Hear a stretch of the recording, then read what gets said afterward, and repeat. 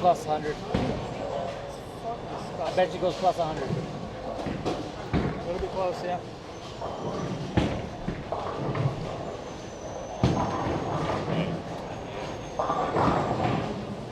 As long as he doesn't catch anything too squirrely, like what happened with that 150 game last night. As long as he doesn't catch anything too squirrely. The only reason why he said he bowled that is because he tried using resin going right.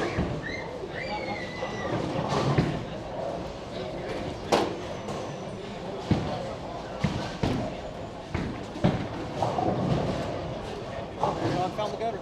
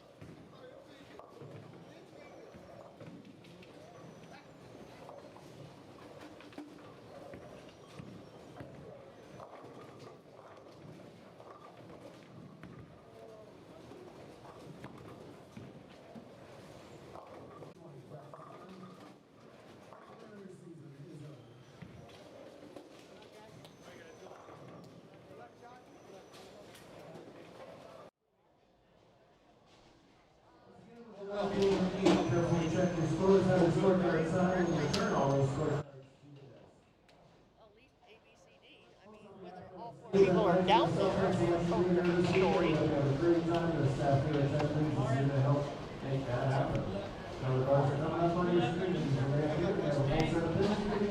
Have a good stream, bro. Yep. Are you live yet? Good morning, ladies and gentlemen. Welcome to Tenpins More at Rio Rancho. It's the 20th annual New Mexico Open, and I am here to help bring you the action. Emil Williams Jr. here with you. Big thanks to, of course, the one and only Steve Mackey. 20th year of this great tournament. It is Squad 1 on a Friday morning, August 16th, 9:10 a.m. prompt between Steve Mackey and Jeff Hamer. They don't mess around with that promptness. You better be here and you better be on time. 10 minutes of practice and 10 minutes we go. Traditional lanes here, 5 through 8. We switched up a little bit last year, but now back with 5 through 8. Got 9 through 12 over on the right corner of your screen there. 7 and 8 will be back to the traditional step ladder.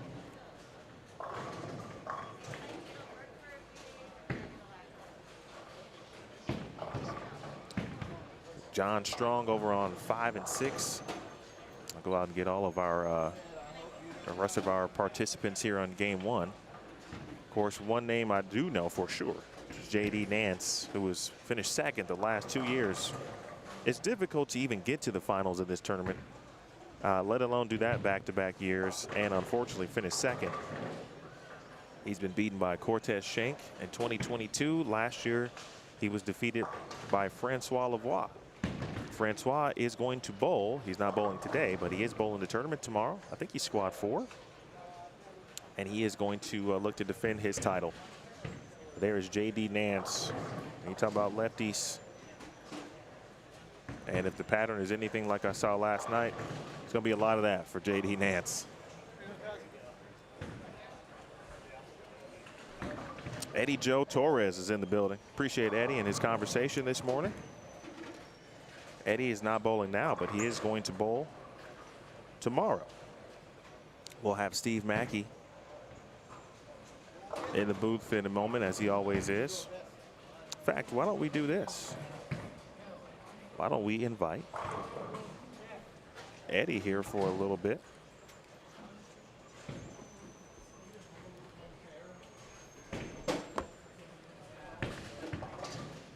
What's going on? Since we talked to him, or I was talking about him, we'll just bring him into the booth for a little bit. Eddie is always bowling this tournament and always supporting not only the tournament but also the live stream, and I appreciate him for that. So Eddie, how you been? I'm doing good. How are you? I'm doing well. I saw you bowling the sweeper last night. There's been a few this week, but I watched last night's and we were talking about the pattern, and it looked like the gutter was certainly in play.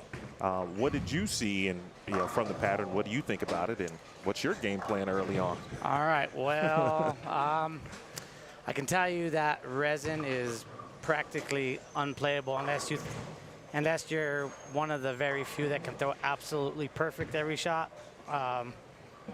Because if you were with resin, the ball is like it wiggle, wiggle, wiggle, or to the right, wiggle, wiggle, wiggle, all the way left. So yesterday I bowled the fresh sweeper. I started with resin and shot like 130 my first game, which wasn't very good. And then the second game, I made a little adjustment, got it up to 170. And then, like you were talking with JD, I crossed with him, and he was literally on top of the gutter. And I'm like, well, that looks really good. So then I walked back to the back, and I grabbed 78U. I went all the way on top of the gutter, and I shot back-to-back 200. So, I mean, it's definitely, if you're not peeling it off the one, yeah, I don't see where else to play. I think the interesting part, especially when there is a pattern that suggests that you should play the gutter, and I don't think there's any doubt about where this one is suggesting. But I do think, I always wonder about what the move is later on in a block, right? So when we get to game 4 or 5 today, now I think it does help slightly, right? We got 4 on a pair. But if the majority of the field is going to be in the same area, you anticipate there's going to be some margin of movement left, but it might be very marginal, or it could be just ball selection and choices. That's true. Yeah, I agree with you on that one. And it looks like JD was, I mean, he's only going to throw one ball. And from what I see, if you're not throwing urethane, I know how the controversy is about urethane, but if you're not throwing that, then I don't really see anything else in play. Well, there's always one, right? There's always one person who will figure out how to do the same thing, but do it slightly differently, because, that's sports and that's certainly bowling. And again, that's what I was saying, like that, there's a few percentage that can throw it almost perfect every time. Right, and I do know there's one person on that list that, like Francisco, he can, he'll probably make something other than the urethane work. Yeah, he is that versatile. Defending champ Francois Lavoie. Eddie, if you wouldn't mind, help us out, help the viewers out on some of our players that you know here. They could be local. You just may know them from New Mexico. Well, Espinzosa, he's from Albuquerque here. There is David McKay. He's from New Mexico. Really good two-hander over here. Joey McAfee's from Albuquerque, but he just moved to El Paso. He's bowling here on 7 and 8. John Strong. He's from Las Cruces. He bowls a lot of tournaments on the West Coast. Yes, yeah, lots of tournaments. Yeah. And like John, on the practice squad this morning, he was trying reactive the entire time, and I go, John, come over here. and I go, here, stand right here. He goes, there's no way I'm going to be able to get to the pocket. I'm like, trust me. First ball he threw, smoked it. He's like, oh wow. Yeah, he was like, it feels like I'm on top of the gutter. I'm like, well. It's a different feeling if you're not used to playing in the gutter, the way the gutter is meant to be played. It's so weird. It still feels very strange being there. It's a you know, Mike Miller, of course, for those of you unfamiliar with the tournament, Mike Miller, PBA champion Mike Miller, his sister Dana Miller Mackey, PWBA champion, Hall of Famer. Those two, along with Steve Mackey, of course, run and own Tenpins More here. And Mike has put out the pattern, I believe, since the inception, but if not the inception, for a very long time. And when I tell you, you know, if he wants you to play the gutter, he's going to have you play the gutter. You're not throwing it 10 to 5. Yes. You got to be at 1, the half, maybe 2. It's just so weird how it works out there. I don't know. It's wild. It's a good challenge for those, again, who are unfamiliar with that. And that's some of those things where sometimes it's difficult to practice the gutter as well. Meaning, you know, you can go practice, right? Depending on what's out there for you, old house shot or something like that. There might be a lot of hook, a lot of dry boards on the gutter, so you really don't get a chance to actually practice that the way you'd like to. Yeah, and especially most players only play on house shot, and we all know that ain't ever happening out there on the house shot. You gotta have them put out a pattern for you. Hopefully something that allows you to get to the gutter. You see Trent Irwin back. There's JD. For JD, it's just going to be about carry today, folks. Just being honest with you. I watched the guy now 2 years in a row. Yeah. I know what to expect. Only thing I'm disappointed about is I don't see the Black Widow pink urethane in play. Yes, I think if he needs something a little sharper, he's going to go to that. That's the only thing. Well, and what is the top 32? We're all bowling for 31 spots. He's a guaranteed in. Like, I'm going to say almost guaranteed. John Strong off to a nice start, though, with 4 in a row. He and JD out there. Still a point. And I give you one guess where John Strong's playing. Out. Yep, out. I think I watched him again a little bit. Speaking of Joseph LaPointe, I want to give him his shout out too. But I've watched John again a little bit here recently in the last couple of tournaments, and he can throw it. There's let's see.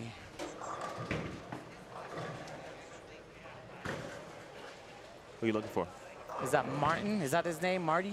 Marty Bedford? Marty Bedford. Marty Bedford. Yeah, in this field. Yeah, really good player.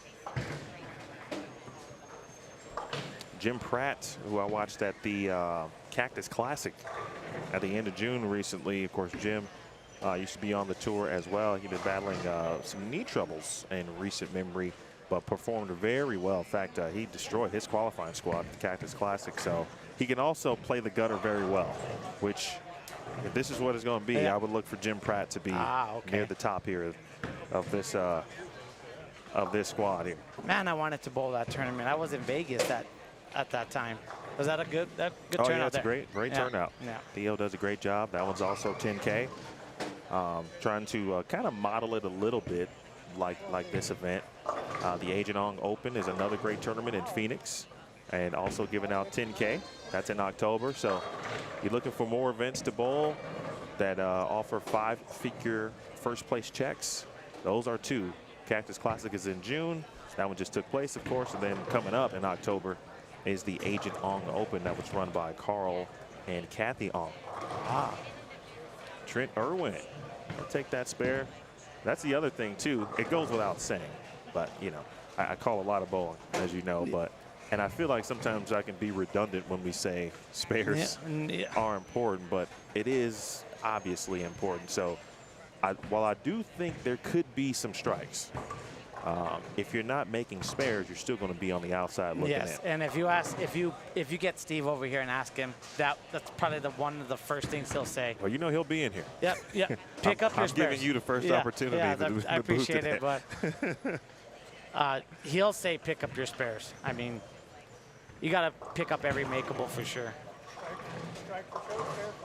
Oh, the back door. We'll take that. We'll take that, Jim. Hello to my man Dale Coffey. Still got the best last name in the building.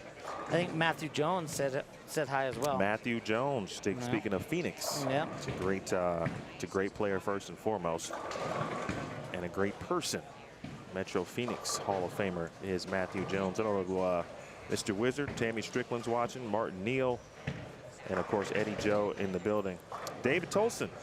Thank you, David. And yes, I meant to comment. I'm sorry, I was busy. Oh, wow. Another one back-to-back on the same lane. Well, we'll take lane 8. Lane 8's got some very favorable carry this morning. I just think if you can keep the ball in front of you, keep the ball, try not to get the ball to bend sideways, leave makeables. And I think that's why JD's so good. He keeps the ball in front of him and is hardly ever in trouble. You know, I mean, you realize, or you really just kind of described, I won't say bowling to a T, but bowling in previous generations. That was the sport, right? As the technology improved and techniques the power game became more of an effect, then you start to see the hooks, certainly. But when you get on something as true as this type of pattern where it's literally just telling you to play here, and if you can do that, you're going to probably be successful. Execution on this is very important, because that's the other thing, right? If you know where to play, exactly. Well, you got to be able to execute. Just about what you said, John. Look, just for an example, whoever's watching, John, he was right the entire time for that 4-bagger. I think the number 4 strike, he went Brooklyn, and then, or no, the 7 miss, he went high, so he moved off of that, and he moved left, and he washed out. Now, I will say this about Matthew Lapointe here, who has been playing in, as we can see. And I saw friction early, which kind of meant maybe the pattern was a little flat in the middle to me. But, almost made that, did John. You know, 4-pin reaction is not, I mean, it's not what you, it depends on where you are in the game if you want to see 4-pin or not. Sometimes it's good if you've been wash out, and finally see your ball face up. Yes. Then you're happy to see a 4-pin. Sometimes it's the opposite. So I'll be interested to see if Matt elects to continue to play. It's that optical illusion to me. If you're standing left and you throw it good, it looks like the ball's reacting good, but then once it gets to the cheater boards, it's terrible. It's terrible. Hello to Sean Wyatt in the building. A lot of the Phoenix / Arizona crew in the building early on. Appreciate. And Matthew Jones in the chat. Urethane off the gutter. That's, yeah, but it's right off the gutter. Now Jim Pratt just showed us kind of what Matthew was doing, but Jim said, okay, let's play in the middle of the lane with urethane. He's got the Black Widow pink out in the middle of the lane. Now when you think long term in the block, right? Urethane. If urethane is out or in a concentrated area, then you kind of know, quote unquote, right, where to move, how to move. You might need to go to reactive at some point. At some point. If urethane starts to push too much, because there's going to be carry down. But if you get it on the outside of the lane and in the middle of the lane, that can make it very tricky late in a block. And just what you said earlier, JD, is carry is going to be his only problem from shooting 2-0 or 230. I mean, he's hit the hole every shot. Be right back. You hold down the fort. All right.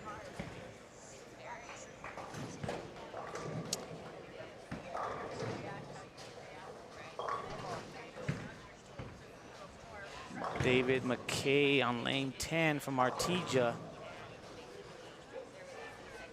Two-hander.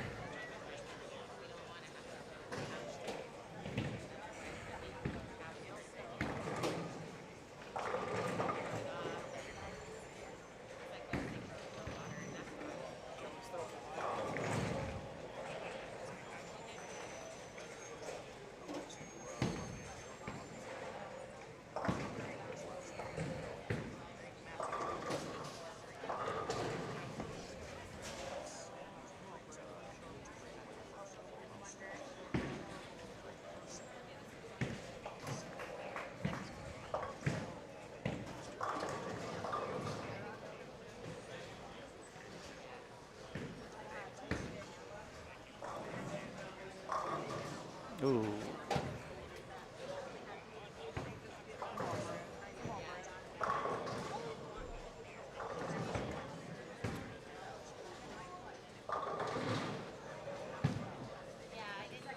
Brett Haggerton on lane 11. Looks like a pretty good game. What is he going to shoot there, Eric? Huh? What is, yeah. He can go spare strike for 16.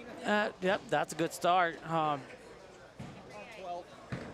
Mr. Haggerton, brother right next to me, Eric Haggerton, two really good bowlers. I think he's going to go 2+ this first game. I'll go plus first game, so.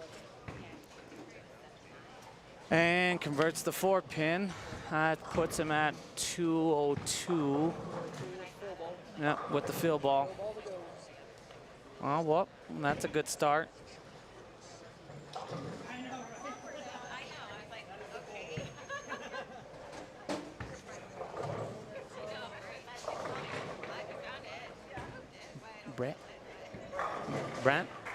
Brent.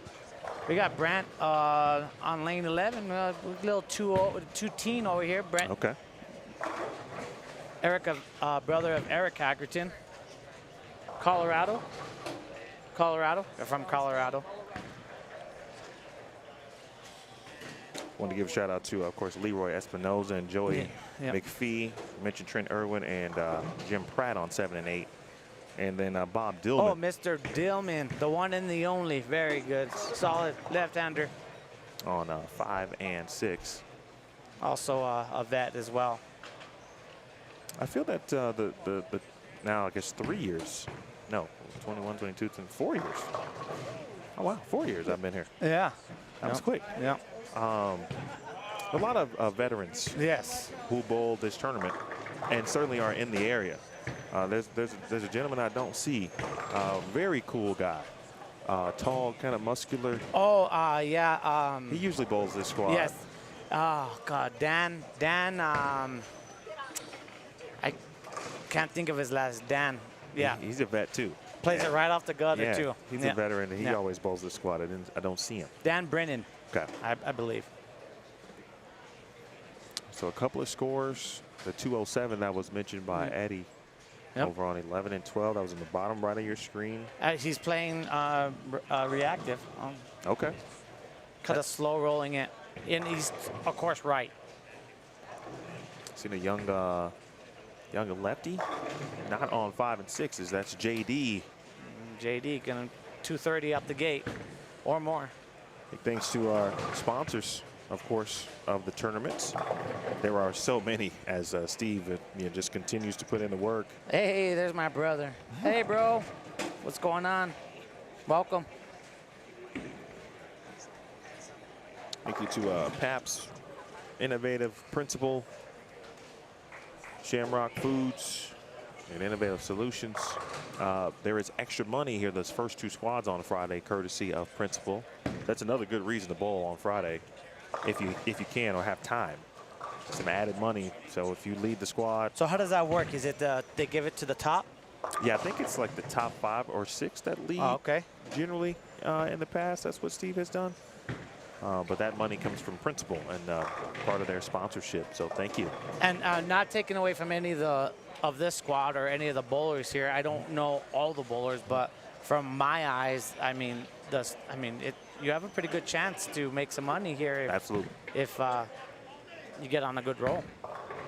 And Pratt got to make a tough washout, and of course the head pin. And goes right around. Wow, that's such a always a break we talk about that just doesn't make sense. The spares.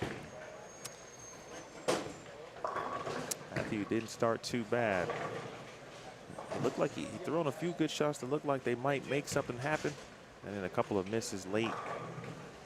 John Strong started very well, then ran into some spare trouble, unfortunately. He can still get to 208, which wouldn't be too bad. No. You have to, as you said, you just got to take into account. You can't even look at JD. Like, he's just going to be on an island. I wouldn't even like. You know, if you're left-handed, you should watch him. You know, just to, if you're trying to figure out maybe angles right to the front or something like that.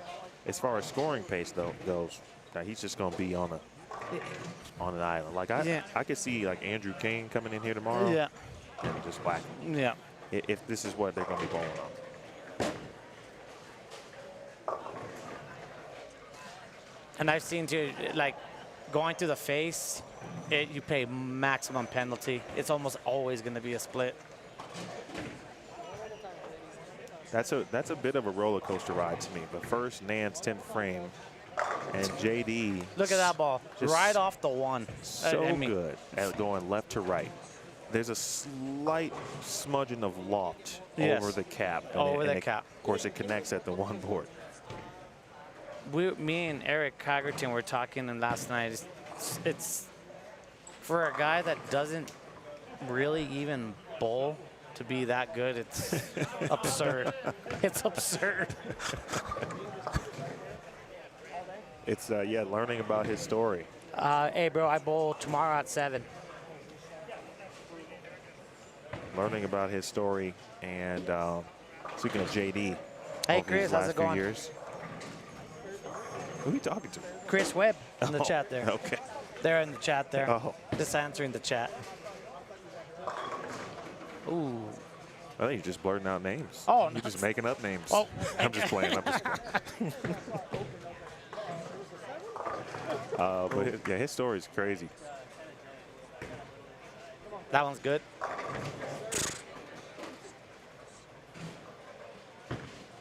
And the nicest guy, too. Great dude.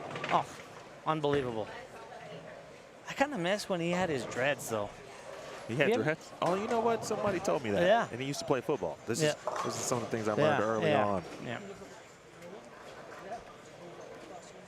Like you said, he's on his own planet here. It's ridiculous.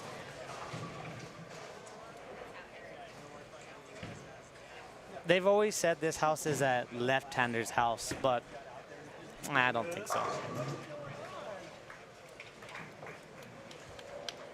Great start. 258. 258. What a start.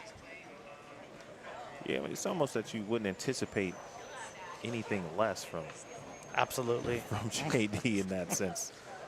Honestly, he is he is New Mexico. He's like, to me, the New Mexico Open. The only thing that he just obviously hasn't done is just won the tournament, and that might change perhaps this year. But Francois gonna have something to say about that, and several other players, including Eddie. Yeah, You got to get out there and make this top 32. I'm gonna try. This is probably one of the best looks I've had in a while, so I'm pretty excited. What's the game plan? Well, you don't live close, but I live about 4.5 hours away. I live in a little city called Silver City, 16-lane house, born and raised, worked there. But I don't mind traveling to bowl. My bowling has really gotten a lot better. the older I'm getting, the better I'm throwing it. I know it sounds really weird. Oh, that's good. I'd love to. That's a nice transition into Yeah. life. Yeah. And me and my ball driller have been doing so much work because I don't know if anybody's ever watched me bowl, but I have a very unique release, and it's basically I can bowl a full roller layout, but I don't want to do that because then I don't have very much options.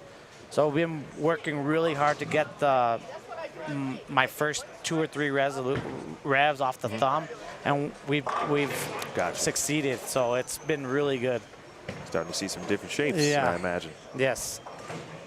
It's crazy how we always joke about this. We as like the bowling community, especially those who don't have revs or who are rev challenged, if you will. How we'd say, man, I'd love to have 1 or 2 more revs. Yes. Right? Because you could be in the right part of the lane. You could be throwing it good off your hand, and it's just not quite getting up the hill, right? But you know, if you had just a couple more revs, you're going to get the light mixer carry. Yeah. And now it sounds like you might be in that zone to where your carry starts to improve. You can do different things with bowling balls as far as layouts go. Layouts, yes. Like, I've never been a urethane fan, but now that we've really worked on it, I've really came to, it's almost like a cheat code. Hey, when you unlock it, we were talking about gaming early. Yes. When you unlock the code, Yeah. you got to do what you got to do after that. I mean, call it what you want. It's a big, all bowlers out there, we all know urethanes are always the biggest conversations in bowling, but if it's there, use it. I tell you, if Dale Coffey just said he would sell some of his rev rate in exchange for speed. Dale, if I could do either of those, or if I had the speed, certainly it wouldn't even be a question. I'd be right there for you. Yeah. Great shot by McPhee right there. That was a good, yep. Nice job, Joey. Nice shot. He missed left a couple of times on the left lane and a couple of splits, and he keeps it online. And that's the other thing too, right? If you're going to throw reactive early, then your misses have to be very minuscule. Or keep the ball forward. Yeah. If you get any tilt, it's like on a seesaw. It can go right or it can go left. There we go. I bet you he missed by a board there, and it went straight left. No, I got what you were saying, my guy Dale. I would be in the exchange program with you. I would happily give you speed in exchange for that rev rate if I had the speed to give you. Well, I'm sure we could find somebody to make that exchange. Yep. You know, this seems like a good thing for the Matrix. We'll go back to the movie, The Matrix. Yep. That could probably happen in the Matrix. Game 1 is about over for everybody else, and I've seen a lot of folks moving into Game 2. Going 5 through 20 here on the board for you. Again, 5 through 20. Did JD go down to the end pair? Yeah, or is he coming? No, he should be moving right. Yeah, I can move more, right? More? Like way more? Hey, more.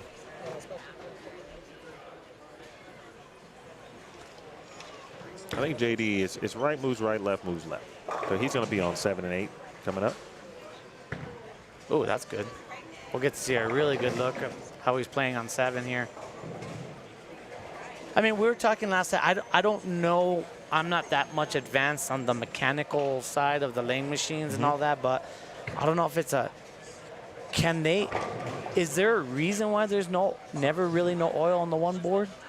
I mean, some machines, now, if I recall correctly, I feel like certain machines actually don't oil on the one board. Yes. I don't remember which brand of machine that is, though. And then, you know, in today's world, right, you can program Anything. a machine to do whatever you want.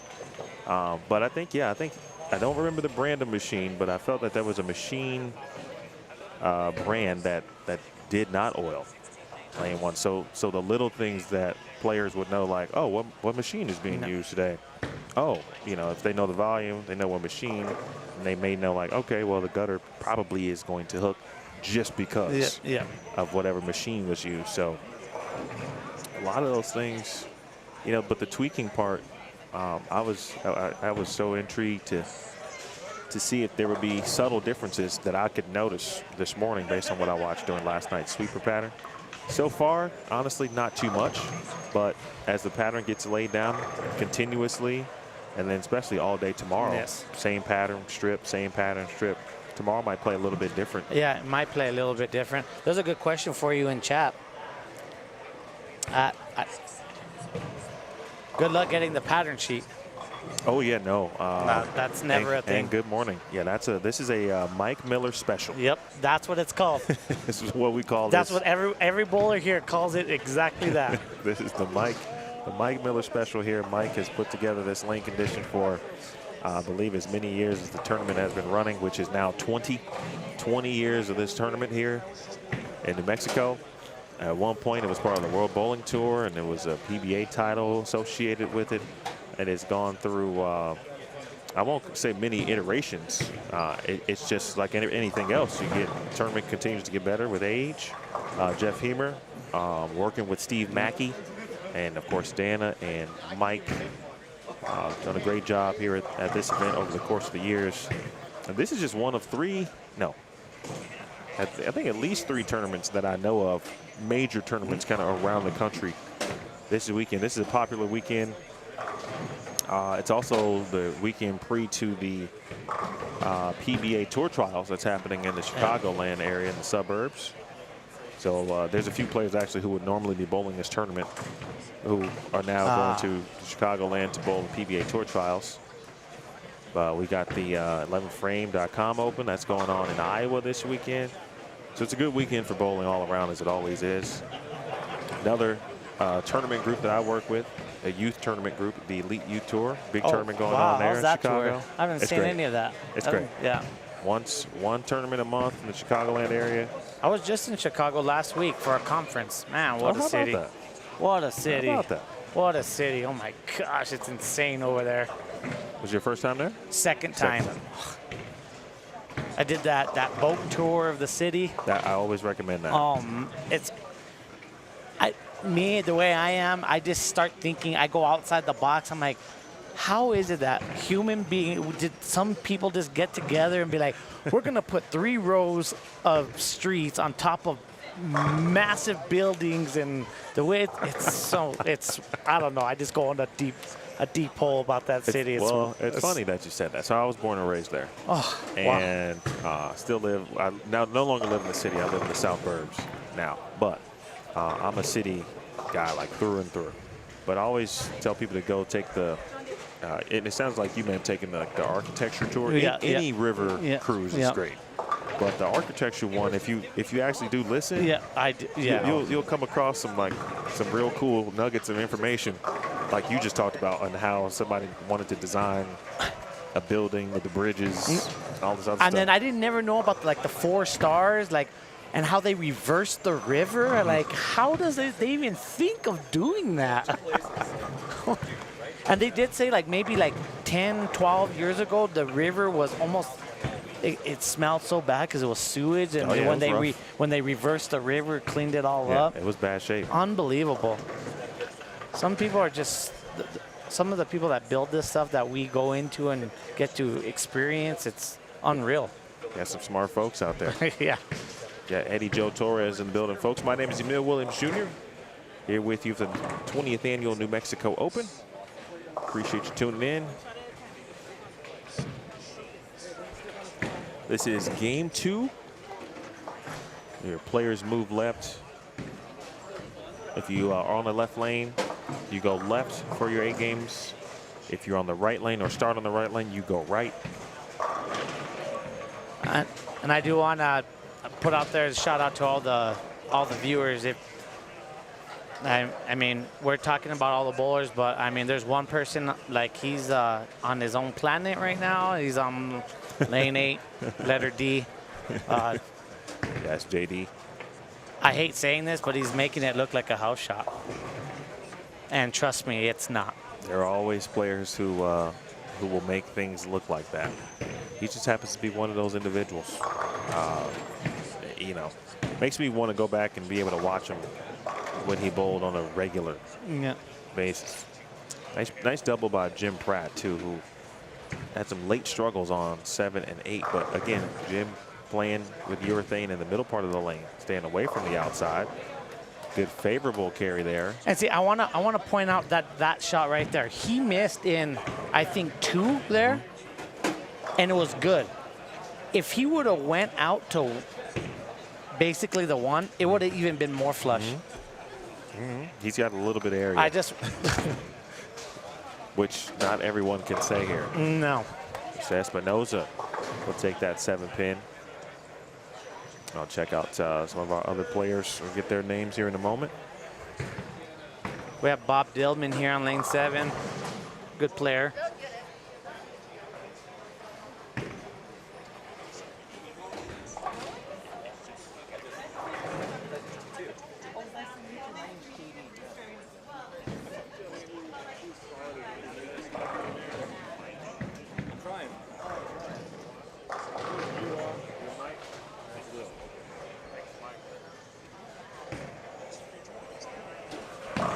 Got Mike Watson and Will Hall also on this pair. Speaking of 7 and 8, this is Will Hall on the right.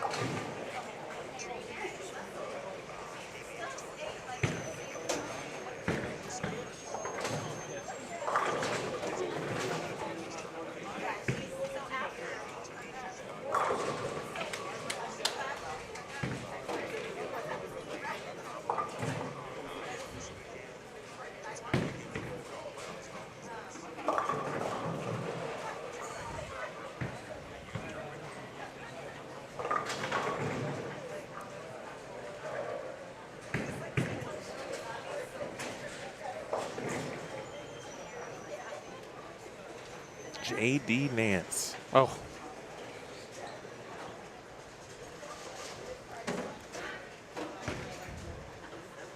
And see, there we go. I just mentioned what right there. He was left of his last shot on the right and flush. He did exactly what you said. Exactly what I said. I mean, as long as his angle is correct, he's got about, honestly, 1 through 5. Yeah. Yes.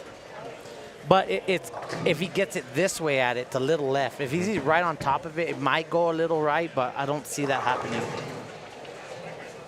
Like trying to get that 7-pin out. Lauren Jaramillo. I feel like I just saw Lauren bowl somewhere else. Maybe it was the Cactus Classic?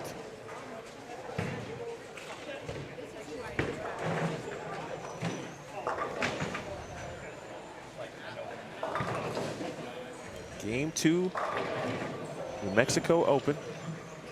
Tenpins More, Rio Rancho, just outside of Albuquerque. If you've never been to just this region, this state in particular, and if you enjoy nature, or not even just nature, but just the creation of Earth, and Yes. like literally, like just what it is when you get off the plane and you see mountain ranges and all of those things. If you like that, if you like hot air balloons, Yes. which is always That's a cool thing here Do you in this know area. that I'm not from Albuquerque, but I'm from New Mexico. But what I've been told, I guess Albuquerque is one of the only places around that this event can happen, the Balloon Fiesta, because of the climate change of the air I and can see something like that. Yeah, The something. elevation. Yeah, something like that, where the cold air meets the hot air, and the balloons can get up in the air better. I'm not too sure of the terminology, but something like that. I've never been in a hot air balloon. Me neither. I don't know about that.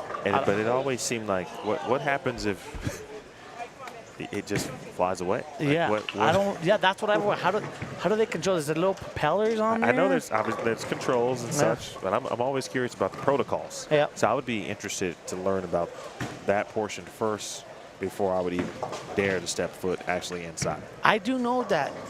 I might be wrong. I might just be But not. I telling would the want to truth. watch it like from the ground and Yes, watch all yeah. the balloons go up. All the different like Star Wars and Correct. Shrek and all those. I think it's yeah, great. Yeah.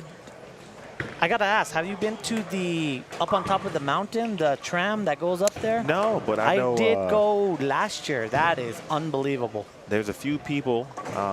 Actually, Steve Novak and his wife Tracy, they bowl. They should be bowling Squad 2 today. Last year they made it a point to make sure they got up there. Another good one from JD. And yeah, that's one of those, every time I come here, I go, okay, I got to put this on the calendar at another time, right? Because it's not happening this weekend. No. But I need to make a separate trip out and do those, you know, some of the things that you would want to see if you were just visiting for the first time. And if you are joining us for the first time, Jeff Hemer is a great dude, tournament director here, and he does a great job of getting score updates out. Once we get that, he will hand me one, and then we'll talk about that. I just want to say something about Jeff. I just want to give him what he does for youth and for the sport of bowling. If he doesn't get inducted to some kind of the Bowling Hall of Fame because of that, I would be very disappointed. I agree, and I'm trying to go to through the list. He just told me how many years he just finished up. No, this is season 29 for him of running the JBT, being involved in 29 years in a row of running. So bowljbt.com is a good segue actually to finish that point. So you'll be able to find standings on bowljbt.com, and then Jeff will hand copies, and then we'll talk about them, of course, on the air. I do want to say, so I bowled the very last 2 squads of nationals. In Vegas? Yeah. Okay. So, and it was my ball drillers' kids both made it to the nationals, and I got to go see that. That was unbelievable how many kids were there bowling. It was so cool. Where at? It was at Samstown. I think it was at Samstown. Okay. Yeah.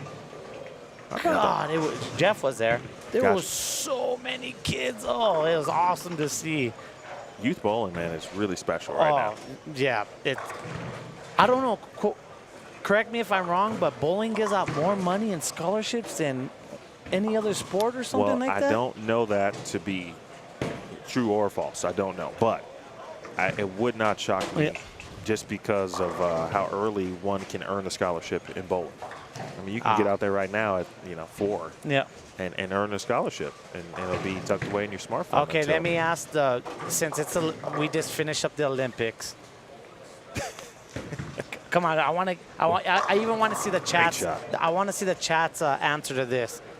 Should bowling be an Olympic sport? Well, of course it should. And what's the main reason why it's not? Everyone says because there's too much luck involved. I've heard a few reasons. Well, I've heard the luck factor is one of the reasons. That being one. I've heard scoring, like just the understanding of how to keep score in bowling can be difficult for some. I've heard that.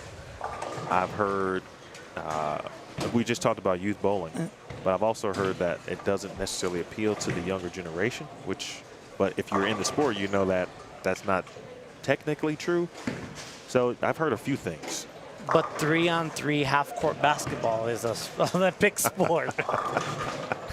Yeah, 3-on-3, and I love basketball. Yes. If I had to choose one, I would choose bowling. Yes. Or that breakdancing scene, that was something else too. I love breaking. Yeah. I still choose bowling. Yeah, me too. Me too. Yeah, Eddie Joe Torres, he's going to bowl. What time do you bowl tomorrow? Tomorrow morning. He bowls squad 3. Yeah, squad 3. Bright and early at, what time do we bowl? 8? 7? 6? 7, I think. I better get my time. Let's look at this thing. Yeah, you might need to. I mean to look this. Need to look at the schedule. Figure out what time we need to be here. That's funny. JD Nance with the front 5 here on 7 and 8. Who's that guy? Yeah, it's an interesting note about him. Where are the squad times on this pamphlet here? Yeah, I don't know if the schedule was in there. Let me defer to. That's bad. I'm bowling this tournament. Don't even know. Hey Eric, what time will we bowl? 7 a.m. tomorrow. Be here at 6. So it is 7 a.m. Be here at 6. 6:30. Yeah. Okay. 7 a.m. tomorrow. So I believe it's 7 a.m., 12:30 p.m., and 6 o'clock. I think those are our squad times. Yep. Okay. We did get some answers from the chat. Everybody's saying yes, it should be a sport. Nance, so that hooked a little early, but it won't matter for him. Yeah, that's exactly what we were talking about earlier. Can hook early and stop. If you guys haven't, if you guys are traveling and still have an option to pick and choose your bowling balls, all I'm saying is you guys.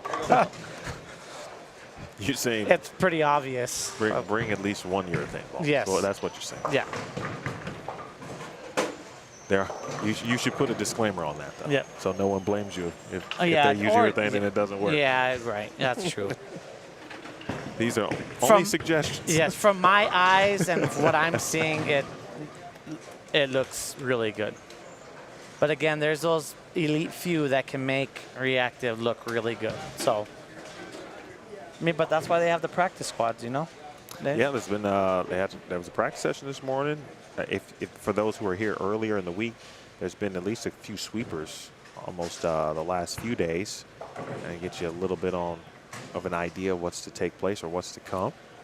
Nance again. There's that shot I was talking about. He got it out early, hooked off the wand, dead flush. Pretty remarkable what he's able to do. So there's going to be 31 spots available. 1, 2, 3, 4, 5, 6, 7, 8. All right, so he's going to finish on 20, 19 and 20, speaking of JD. So after this game, JD moves to 9 and 10, and then we'll be able to check him out the bottom right corner. If he is doing something really cool, we can go to that camera and check in on him. But he's already doing really cool stuff, so I should say that he'll do more cool stuff. If so possible. after this game, plus 120, maybe? He just might be. Yeah. I think plus 100 is a minimum. Minimum. He shot 258, folks, in game 1. And he's already at 230, which he's not going to not get marks or something here. It's going to be, he's like in total control of his ball right now.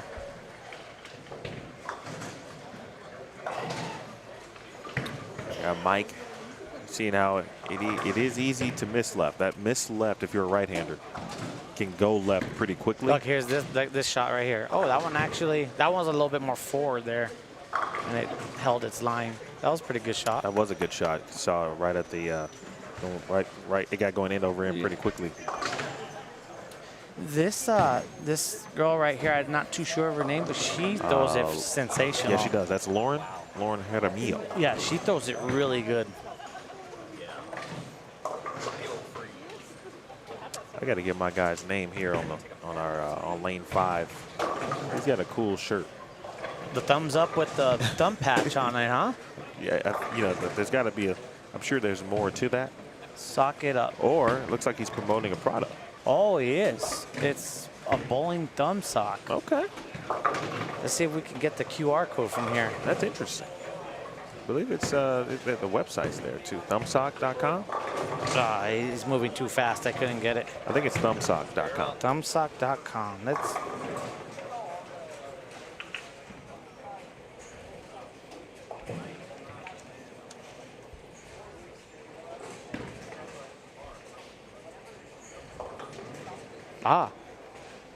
So it literally is what exactly it says. It's a thumb sock that goes over your thumb.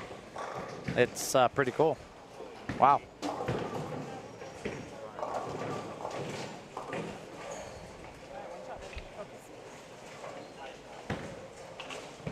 Wow. So if you guys are into putting the thumb patches on your thumb, these are like ones that you never have to, they go right over your thumb, and it's the same kind of material, it looks like. That is very interesting. So I'm looking at, I was just telling the viewers here, if you're into putting the thumb patches on your thumb, it's basically the same thing, same concept, but it's reusable. This is interesting. And I'm going to tell you a story real quick. We were talking about bowling just in 1 second. Well, I'll tell you after JD's shot here. This is 8th frame. JD Nance working on the front 7, looking for 8, and there it is. 8 in a row. All right, one more second, too. Hold on.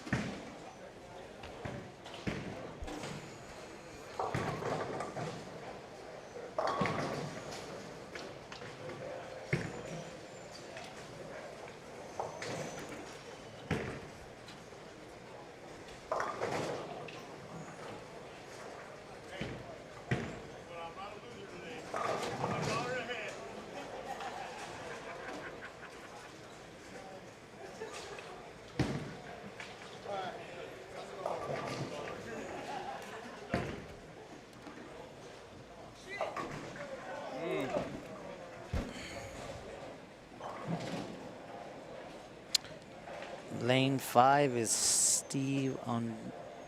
I don't want to pronounce that. I'm going to butcher that last name. This is like JD and all others. No one else played the 200 this game except you. Oh, well, I just got word from some other viewers behind me that I don't think there's going to be another 200 this game, but only one person. So that just goes to show you how hard the pattern is. So I was just told right now, somebody that was walking around, there's not going to be another 200 shot this game. Wow. Makes what he's doing even more impressive. Yes. And then it might not even be 200. Bang. Oh, my goodness. He might bypass that completely. Okay, there might still not be a 200 shot. There might still not be a 200 shot. That probably would be the first time, at least in my vantage point of just bowling and certainly working, that one may not have there'd be no 200 games during one game. Unless it's the U.S. Open. I mean, what I'm looking at, I don't see. U.S. Open could be it. Yeah. You can always have a U.S. Open and no one shoots 200 in a game. Like it's always very possible. Eddie was talking about Lauren, and she's on the bottom right of your screen. We'll go full screen on Lauren here in a little bit. Actually, she's coming over to 7 and 8, so we'll see Lauren. So, folks, if you're just joining us, this is Game 2, Squad 1 of the New Mexico Open. My name is Emil Williams Jr. Here with you, of course, courtesy of Bowlstream TV. Please subscribe if you have not already. Hit the thumbs up. We're here all weekend. I got my guy Eddie Joe Torres, who always bowls this tournament. And even in the past when he's been making his drive up to bowl or going home, he's always watching and in the chat. So I appreciate him. I appreciate you having me on. This is really cool. And he was here this morning. I thought you were bowling.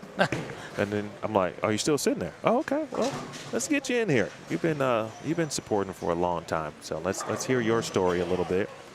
And today's story so far in regards to bowling. And by the way, someone did mention it. Yes, that is Steve Ontiveros. I wanted to get his name. And Caleb Bedenhausen in the red polo is also bowling on 5 and 6. But the story so far through 2 games is hometown hero J.D. Nance from Rio Rancho. I think I'm going to give the mic to no, not yet. You want to watch? This would be like seeing Halley's Comet fly through. And we were just talking, Steve. I don't think there's a 200 going to be shot this game. Still, even with JD, because he might not shoot 200. It's impressive. Yeah. Got our good Steve Mackey comment. Might be like Hallett's Comet, which comes around once every 25 years, which is the equivalent of someone doing what JD could do at this tournament, which doesn't happen very often. Hey, Steve, can you give us when's the last 300 in qualifying been shot?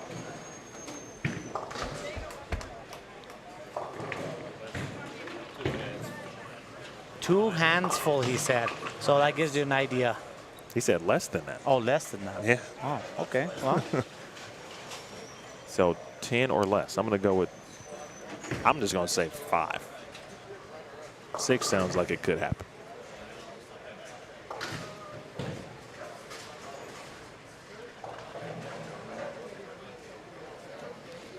All right, well, we're right here on lanes 7 and 8. JD Nance, first shot up. Trevor, you make an interesting note. We'll talk about that here in just 1 second. Here is JD Nance. Got it out early. Bang. Boom. That's what we were talking about early. He got it out early.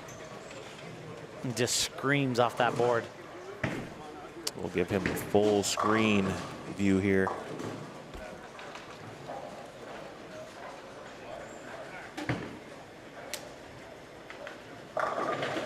And you're right, Trevor. I don't know why someone's not trying to mimic that.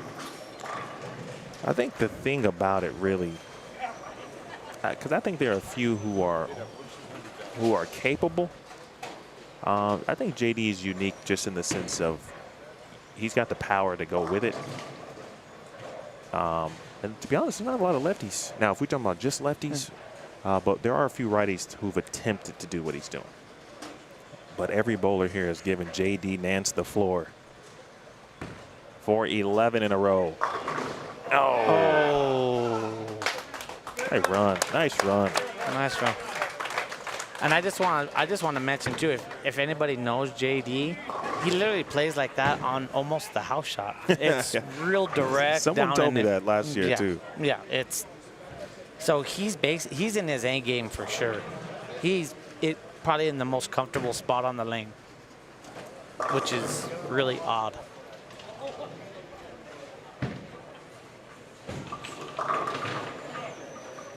We did get, someone did mention that there was at least one additional 200 game, so we have had one. I don't remember the qualifying totals from last year, but I feel that on his squad, he was dominant as well. And I think he bowled squad 1, just like now. And correct me if my math is wrong, 147 to start? For JD? Yep. No, he shot 258. No, plus. Oh, plus, absolutely. 147 yes. plus? Yes. I was like, what? You know he didn't shoot 147. Well, not too bad when you start that way, folks. How about that, huh? Pretty impressive. Is he throwing the purple? No, he is not. He is throwing a Brunswick control. Yeah, attitude. Attitude control. Yeah, I believe that's it. I looked it up last night because I was curious because I'm a bowling ball fanatic person. It's Brunswick's version of urethane with a really big core in it. Mm-hmm. Yeah, has a really big core with a urethane cover, which is very interesting.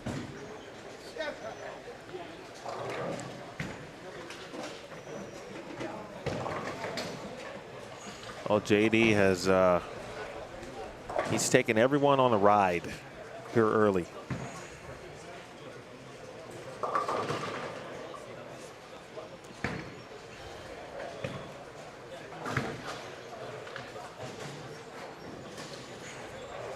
On a big ride, in fact, and he is certainly the player to keep an eye on right now.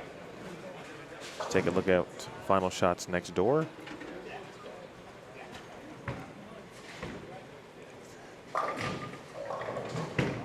.289. Again, game 1 tally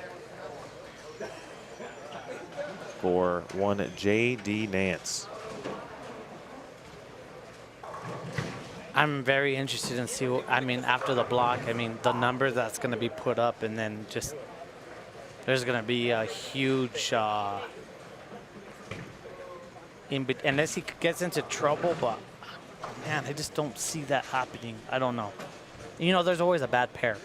Oh, sure. There's always a bad pair, and if you can keep your bad pair to 180, maybe even 190, but man, I just don't see that happening for him.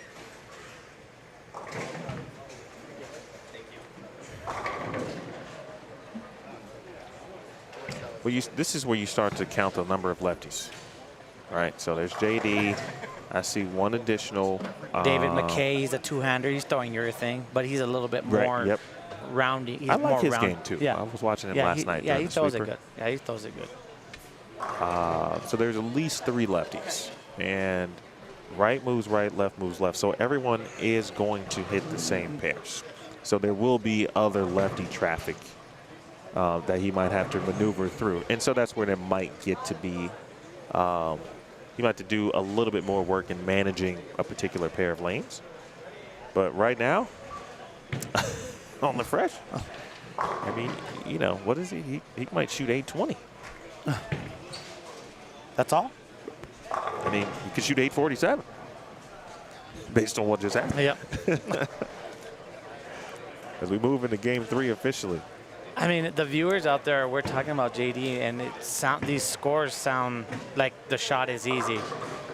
By all means, is the shot easy? No, and I'm glad you said that because I was able to corral the scores. Thank you to our guy, Jeff Hemer, as we talked about. So I'll read those off. Game 1, again, mentioned JD at 258. Robert Lawrence, former U.S. Open champ. Bowling this squad, he shot 233. Martin Bedford shot 231. Jason Schwindwolf, 213. Brant Hagerton, 207. 5 players shot 200 or better in game 1. A couple players in the 180s, a couple of 170s, and certainly games in the 160s and so forth and so on. But there were 5 players out of 30 this morning to shoot 200 or better.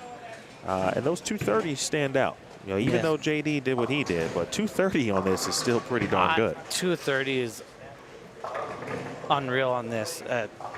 Again, JD's on his own little island that he is just enjoying the. He's I don't know if he likes Drake, but he can start singing. I'm on one. Yes. I'm on one. And this shot here is going to turn. I mean, he's up on lane 10 here. Let's check it out real quick.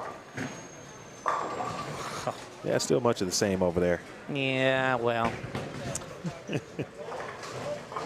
You know, I'm fortunate enough to be able to work in bowling often. And those who are listening to this may know that. I'm sure the majority does, and several who don't. So I get a chance to watch great players do a lot of cool stuff all the time, especially on the women's professional tour, which is where I spent the majority of my time in the bowling industry. So when you get a player to start and just do things that maybe they shouldn't be doing, or the lane suggests that they shouldn't be doing, it just becomes a quick sit back and watch, you know, what happens. This is an 8-game block too, right? So we're gonna be here for a while. It's a lot of opportunity for JD. You know, there'll be some sort of transition for him. And as you said, pair to pair is always tricky. And it doesn't matter where you are. That's just always going to be something that players have to maneuver through, and he will be no different than that, especially with the additional lefty traffic. Caleb Bettenhausen. All right, so I missed the note on the thumb sock. So what was the thumb sock? So the thumb sock is if you're into, you know, most bowlers are, unless you're a two-hander, you know, they put the thumb tape on your thumb. It's basically a reusable one. It forms on your thumb and you can take it on and off, which is really cool. They have more ones that slide more, ones that are sticky more. I think he has one on here. Yeah, he does. He has one on. And then they have some that cover the thumb completely, or there's ones that your top of your finger stick out just a little bit. Really interesting. This is what's his name? His name is Steve. Steve? Steve, can we get your QR code? Can you turn the QR code? Can you turn around? Oh, yeah. Go ahead. My phone is. I need to delete some storage from my phone. So can you take that for me? All right, we got it. So yeah, if you notice there, they have the full length ones. They have ones that your thumbs, the no slick. It's really, really an interesting idea. It is. Well, I tell you what, I'll talk to Steve after this. But I'm intrigued, and I'll tell you a quick story about me bowling. Right, I was someone whose thumb always gave him problems. Like I got to wash my hands constantly. Okay. Like I don't like rosin, but my thumb would be the first thing to go, if you will. And as soon as it feels somewhat icky to me, Tacky. okay. Yes, it's going to. My feel is not right. So I used to experiment when the protective tape started to come out.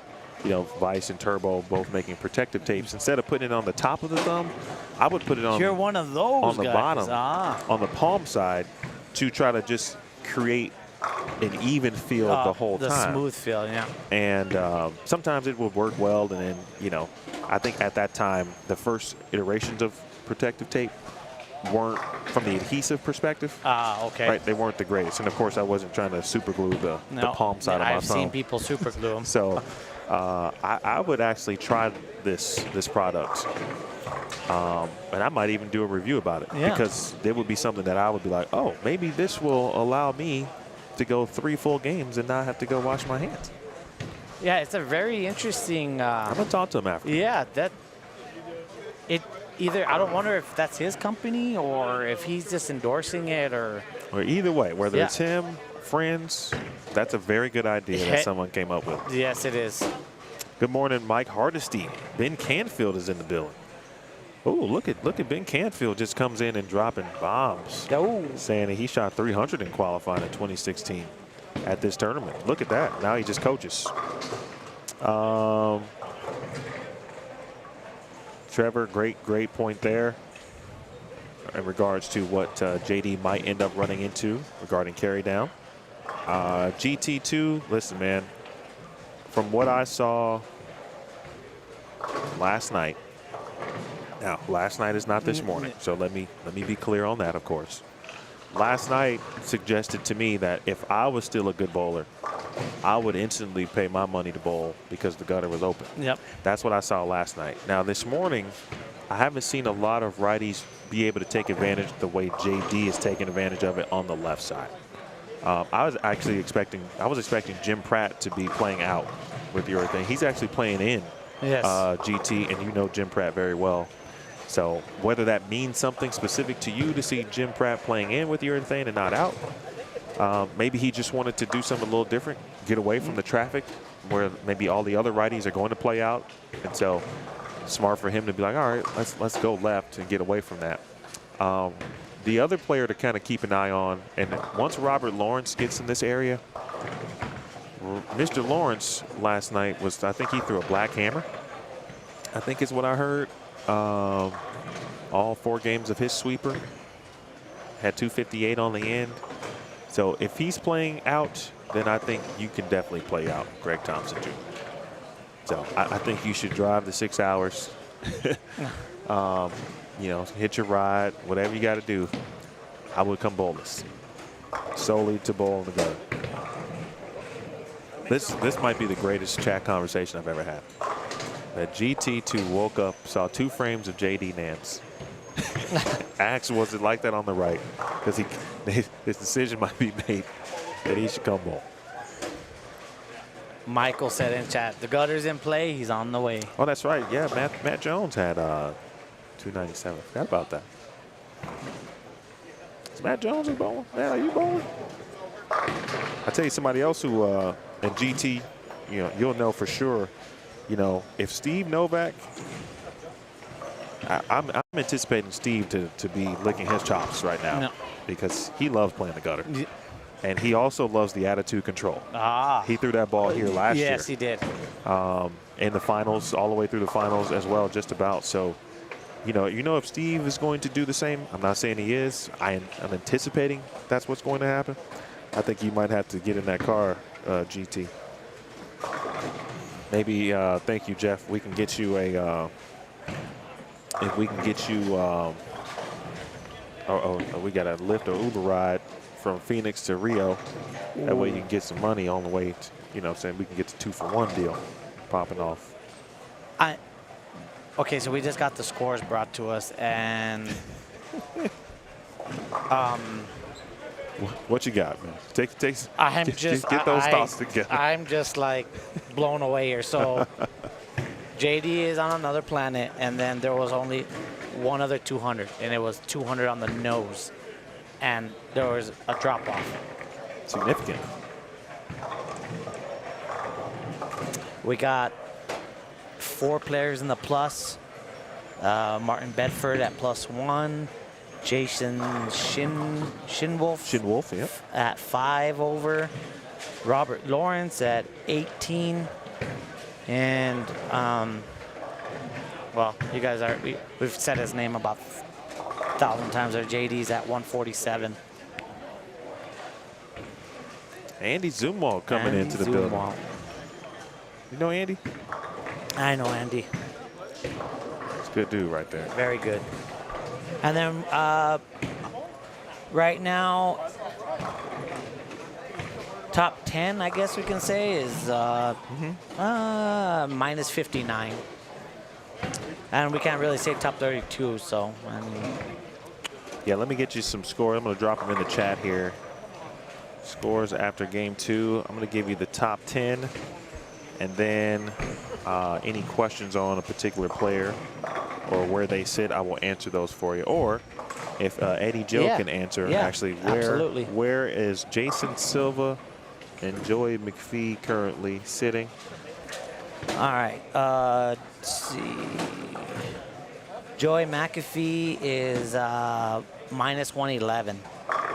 And who was the other player? I believe he said Jason Silva. Jason Silva. Jason Silva is -149 through 2.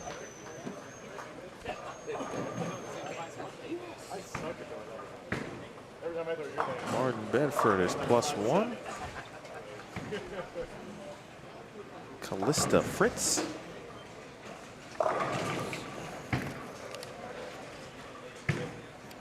Thank you. -17. Bradley, yes. So the way it is going to work, I just went to double check that, and I'll confer with Jeff Hemer again. Jeff is going to post the scores. I don't believe he'll post them game by game, but once a squad is complete, he will be posting them at bowljbt.com. That is his, of course, JBT website. For this tournament, he adds a special section called the Adult New Mexico Open. Of course, there is a youth version of this tournament in the same venue. Trent Irwin, 51. If for some reason that doesn't happen, or et cetera and so forth, of course, this is your spot. I always got you covered here regarding what scores to watch for, or I'm sorry, which scores and which players you're looking for. In that regard, I'll tell you what's happening, and then I'll always try to drop the top 10 here in the chat after each game so you are aware of what's happening. And then I will, too, try to do the same on the Bullstream TV Facebook page regarding adding scores after the ends of squads. Again, story of the day is JD for a Nance. triple. There we go. And there was that shot I was talking about earlier. Pitched it out early, red, and still was able to recover. Let's get our corner screen back going on. Now that he's over there, let's put that back on the screen.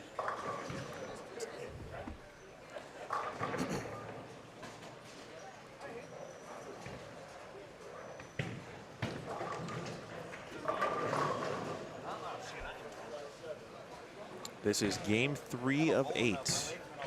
8-game squads here at the New Mexico Open. There's Lauren. Lauren. She gets out of it so clean. Oh, God, that forward roll is it's good. Super good.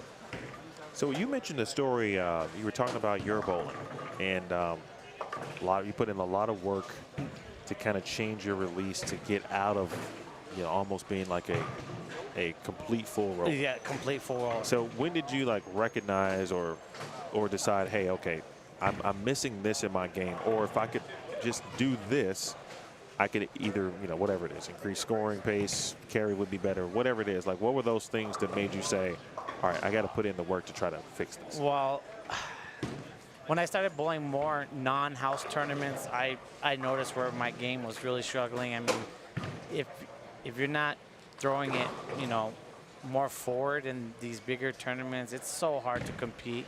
I mean, all these guys throw it so good all the time, and they make it look so easy. I mean, and my tilt, I throw it off the side of the ball really bad. So I was been really working hard with my ball driller to get me off the thumb, because I would literally 3 or 4 times over the thumb, and then, I mean, my flare is, I mean, I don't flare very much at all. So.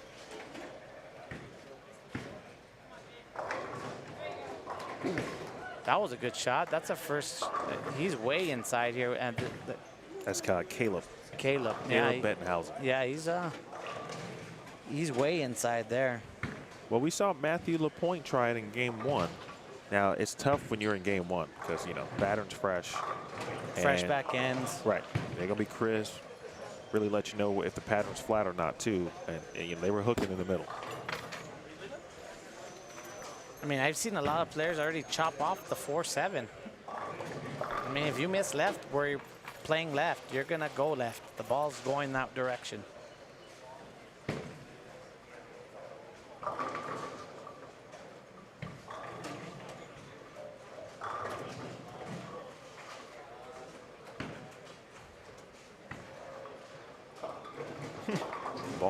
Ball, see left, go left.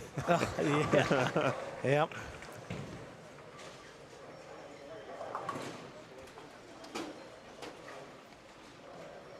Yes, when that, in regards to scores.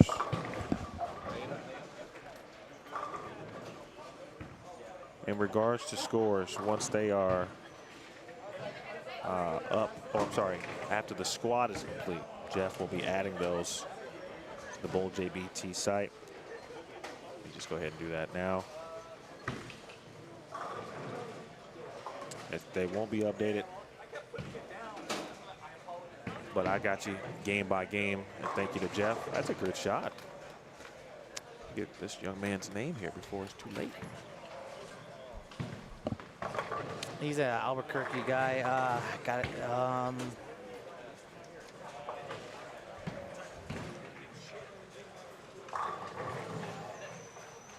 Oh, that's Jason. Yeah, Jason Silva. Yeah. His family owns Silva Lanes here. And locally? Locally, yeah. Oh, wow, that's in great. Albuquerque, yeah. Okay. I always love to hear. I think I've become more, abreast on the business side of bowling regarding specific bowling centers staying open, closing, you know, for obvious reasons, right? We live in a world where there's a lot of movement, a lot of takeovers and sellings of centers. Nice shot again. Oh, wow. That thing. That came back from a little bit. Wow, that was really good. Thing had some shape on it. Yeah, that did have some shape.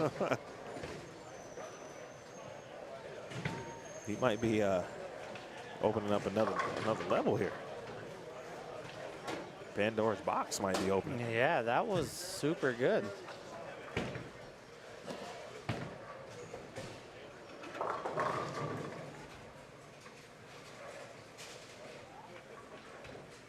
But anytime I hear anything about a family-owned center, which, you know, a lot of families, and for those who've been in the business for so long, you know, they're starting to kind of get out of the business. They have kind of timed out, aged out, if you will, regarding just want to be able to relax and enjoy the rest of their lives. Sometimes there's family who want to take it over. Sometimes there's not. And then, you know, other things happen, and they do what they have to do for the business. But so it really, every time I hear it, oh, it's great. And a good thing about that, all the families are bowlers. So bowlers owning bowling centers. That's awesome. It works out the best. When That's business people come in, I mean, you can get some good centers, but from what I've always experienced, if the business people come in, they're not bowlers. It's it could be hard sometimes. Indeed. Very, always important to have somebody with a background in whatever it is. Yes. Helping in the transition aspect of things. Well, next time I come out, maybe I'll go over to Silver Lanes. Yeah, Silver Lanes. He throws it good too. Let's see what Caleb can continue to do. Yeah, he's praying way left. There it goes. See, there's that miss in. You miss in, the ball just reads instantly.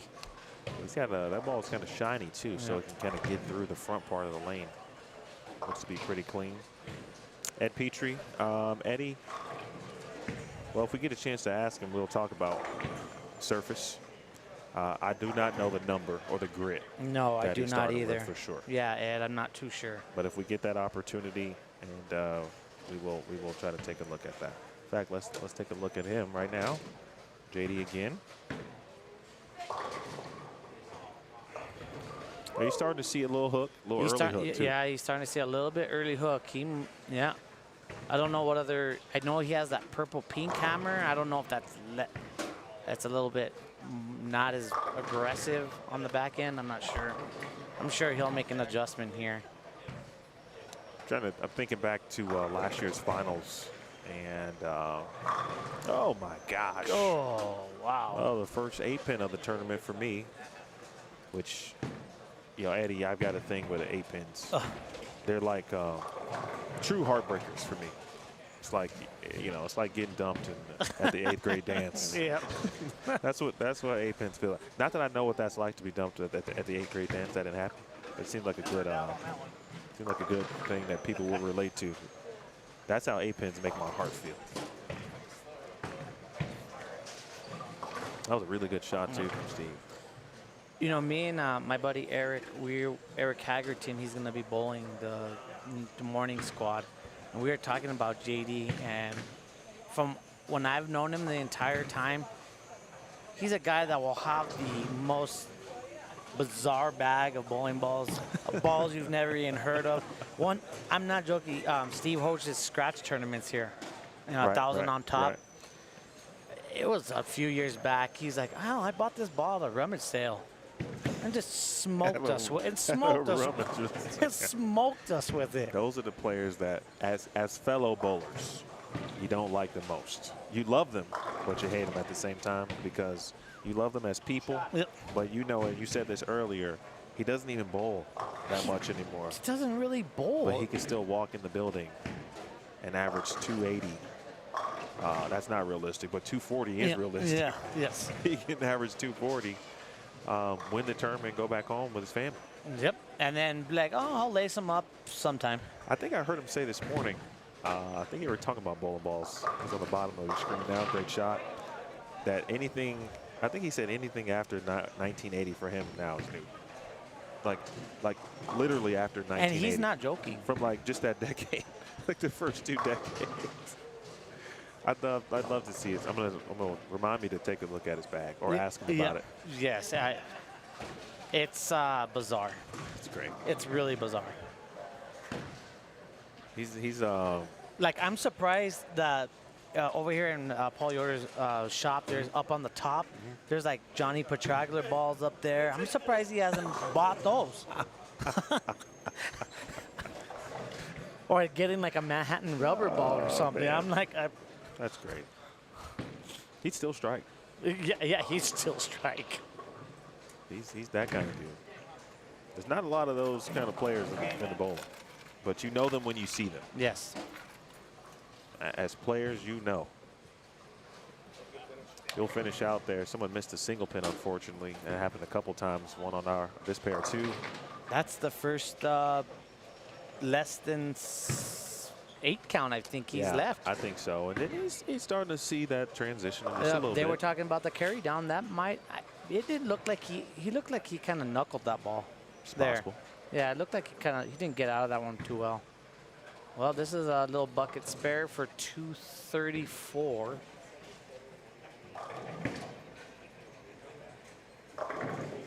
Hello, Gus, by the way. It is me, Emil Williams Jr. I got Eddie Joe Torres with me this morning for Squad 1 of the New Mexico Open. Shout out to Sub-Zero as well. I saw your comment. Thank you. Thanks for joining. Speaking of subs, hopefully you guys have subscribed. Haha, see what I did there? Oh. I'm clever, Eddie. Dang, that was Hang out pretty with good. me. That was pretty good, man. Nice spare. Please subscribe to Bold Stream TV. Wow, we've got to leave over on 6. We've got the, hold on, did you see this? We've got the What is 289. Wow. What is up? Well, this is the first time in bowling for everything. I haven't seen that one before. I've never seen that. I didn't see the first ball either. I was watching JD.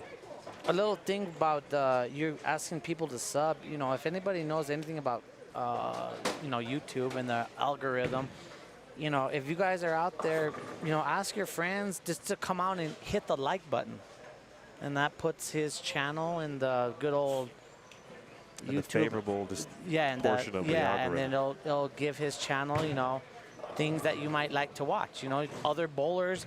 It'll reach out to other bowlers that have never even heard of your channel or the tournament. You know, it could help. So a like goes a long way. Appreciate that, Eddie. The algorithm is a thing to try to manage, if you will, and you can never really manage it. You always have to adjust to what the algorithm is asking you to do. Exactly. And you start noticing things that don't really make sense, and then when that happens, you're like, might have been the algorithm. Something updated. Mike trying to finish out strong. David Williamson throws it pretty solid over here too, and he's thrown some good shots. See if he can finish out strong. He's got 204 still remaining. Shout out to Mason Moore, by the way. Hook a little. Yep, there you go. Good shot. I think that looks like what, like the UC3? Yeah. Or maybe one of the UC balls. Looks like what he's throwing there. So, by what you're seeing here, a couple 200s on the board. What do you think? Are they opening up, or what do you think? I think some players or are they getting, moving right and seeing the? I think some players are just probably getting comfortable. You know, game one can be tricky for everybody, and it has nothing to do with bowling, but just to settle down, the anxiety part of it, nerves. And I hate to say this, and I mean, when you're seeing someone go plus $1 million the first 2 games, it's really hard to, you're kind of saying, oh, I'm not doing what he's doing. But you got to stay in your game and think, this is a really hard shot. And if you make your spares and, you know, try to get to even, you're going to be looking good. You're going to, you know, just because one player is, you know, knocking him down, it doesn't mean anything. That's why there's qualifying. And that's why there's 8 games. Yeah, and that's why there's 8 games. All right, we're moving right along here. Eddie, you good? Oh, yeah. You hanging out still? Oh, yeah, I'm hanging out. Okay. Oh, yeah, this is awesome. You're not obligated, but No, I'm enjoying myself. I'm here. It actually keeps me more focused on the bowling, and I love talking bowling. And oh, that's disappointing that Mike Hardesty is not bowling. Just because I get a chance to see Mike Hardesty again.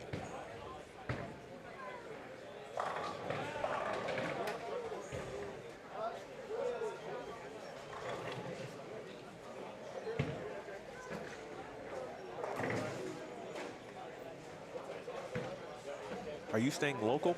As in, you're not driving back home and then coming back in the morning? no. Okay. Yeah, I'm here, though. Yeah, I'm right up the street. As in, you're going to stay overnight? Yes, So sir. you're here Yeah, in the morning? yeah. Okay. Yeah.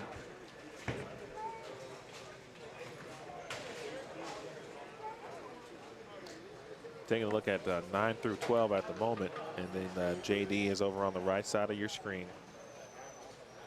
Got a chance to essentially watch him for the first 4 games now. Yeah. He's still in the same ball.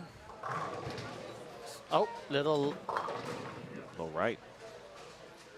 He might have found a little hook spot. He might have thrown that one a little bad. Well, you saw what he did. He went. He kind of looked down Yep. to get almost like a level view, lane level view.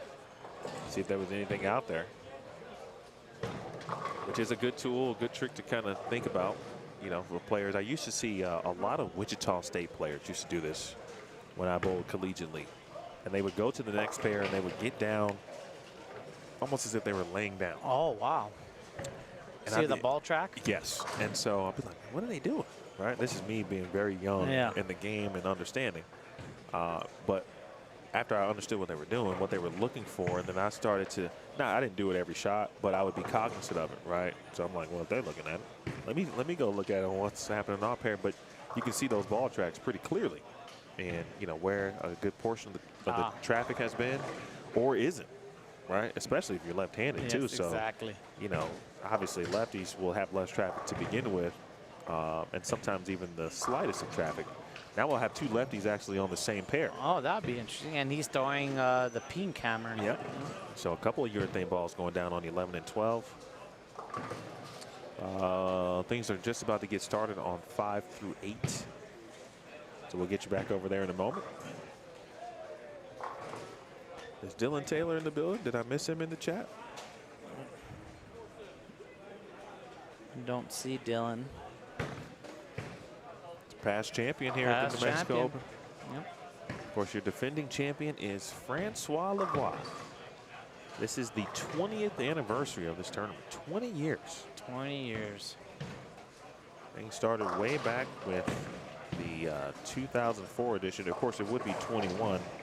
There was no event in 2020. The COVID thing. Due to the pandemic. Yeah, John Young. John 04 Young. and 05. He's the only double champion. Yep. Francois is trying to get there. Yep. This year, but it's understandably after just watching the last few years and even peeking in on the tournament even before I was involved.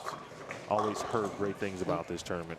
The difficulty, the field, the talented in the field. The field is so deep here. In my eyes, to even make a cut here is an accomplishment. If you come here making a cut, you deserve it. Absolutely deserve it. We got some fellow collegiate bowlers who understand exactly what I'm talking about, especially Mike. We bowled at the same time. They you know, Wichita State just did things that other programs didn't do. Well, and that's why they're the best. And that's why, exactly. That's so, why they're best. You know, they forced you to be like, well, what are they doing, right? And then, as Mike would say, his team was half asleep first game, which I can attest. We too, our team was also. We were not early risers, I think is the best way to put that. But yeah, there's Wichita, you know, game 1 and a half. Then they're going to scout the next pair already. Like way ahead of the curve, man. No. Get some new names. Steve Ontiveros now over on 9 and 10. Now there's a young lady who is making her way down here on 5 and 6. She was another lefty who was also throwing urethane down on the high end. So, you know, JD, as he keeps moving right, will run into more lefty carry down.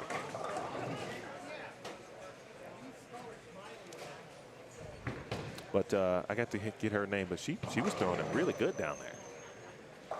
She might be the only woman bowling here in Squad 1. No, there's the other one. Two? The other one I told you that was Lauren, I'm sorry. Yeah, You're right. There are 2, and they're actually going to be on the same pair, 5 and 6.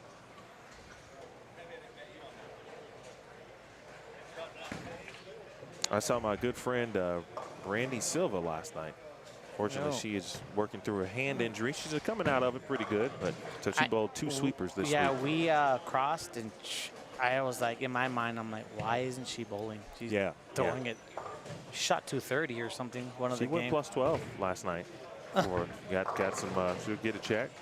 But she said she's just getting back to bowling multiple games in a session. Yeah. So 8 games would be a ton in one day. Especially on this too. Yeah. You're gonna throw more 2-shot frames than anything.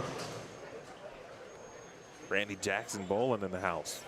Randy Jackson, yes.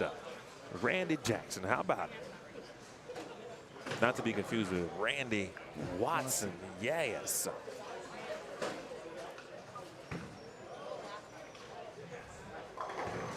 That is exactly who I am talking about, Bradley. Callista. Callista, yeah. That's a cool name too. But you know, from afar, you can just watch somebody throw a shot and go, well, they've got what it takes. Just on the surface, the talent is definitely there. Steve Klimpton's in the house over there. Where's Coach K at? Coach K is down there in the turquoise shirt. I was doing some reading actually in this program, and I'm trying to think which year it was, but Steve was in the finals. I didn't know he had a second place finish here. Yes. I just don't remember what year it was. It might have been a Dwayne Mellinger year. Yeah, it was. Yep, it was 2019. Yep. Actually. But you know, Steve is just one of those players. Nice. Again. I just talked about Wichita State. You know what? That used to be our thing. Every time I would mention Wichita State, and Steve would be watching any bowling event I was doing. He would then chime in because he heard Wichita State. But it's just an example of a great player, great person, super smart. When you want to learn about bowling, talk to Steve Clinton. Such a good advocate person for bowling, man. He does so much for bowling. Here's a good opportunity for us to kind of reset it. My name is Emil Williams Jr. We've got Eddie Joe Torres in the booth with me. Eddie, for the viewers who might be new to the tournament, to the New Mexico Open, and they have no idea who you are, can you give us a little bit of a breakdown on who you are, how you got started in bowling, what made you want to decide to pick up this sport, well, what keeps you in it? I just turned, June, I turned 40. Oh, congratulations. Wait, yeah. hold on, wait a minute. Stop it. This is why we get along. What day in June? The 29th. Oh, okay. Oh, don't. I'm the 20th. Okay. I also turned 40. Okay. All right. Okay. And believe it or not, this is consecutively my 33rd year bowling. Okay. In some capacity. Yeah. Okay. Super competitively the last 10 years. Okay. But what I was telling you earlier before you went live, I don't know why. I don't know what it is, but the older I'm getting, the better I'm understanding bowling and throwing it better. I grew up in a 16-lane house, Silver City, New Mexico. Bowled youth there. That's where I grew up. And I also, I think you know this guy's name too. Very good, another good bowler to come out of, a collegiate bowler to come out of Silver, Zach Taylor. Oh yeah, yes. That's my great friend. Wow. We same graduating class, everything. Okay. Yep. Mr. Zach Taylor. How about that? Little smart guy. God, he's so smart. Lawyer or something like that. Yeah, so and I just love bowling and what I think that if I could take two things away from bowling is I've been fortunate to it take me so many places, and the number one thing is there is nothing like the bowling community. I would agree with that. I have so many good friends. So many good friends.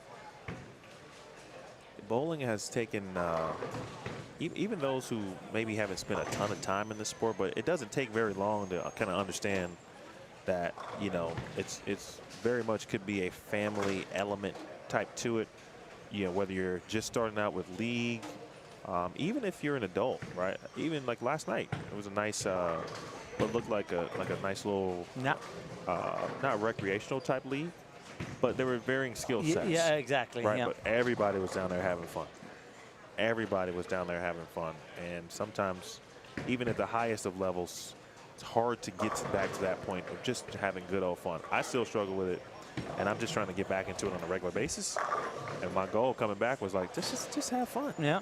The problem, my fun is the problem with that is like, I know where I was at a level at one point, and so I'm still striving for that mentally. I try to turn my brain off, but I can't. No, that thing, yeah. So it's difficult And sometimes. you said something about family.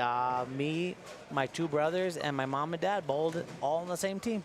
Thursday night league. That's great. Mixed league. All of us. Out of all of us now, there's only 2 bowlers now in the family. Me and my middle brother.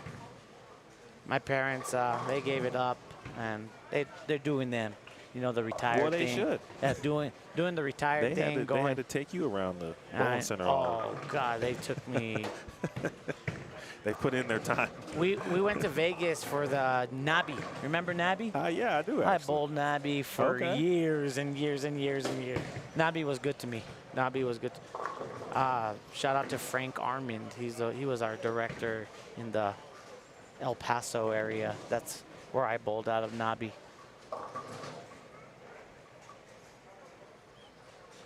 I'll take you back to 5 through 8 here in a moment, but just wanted to give Eddie that opportunity to share a little bit I with the appreciate it. viewers.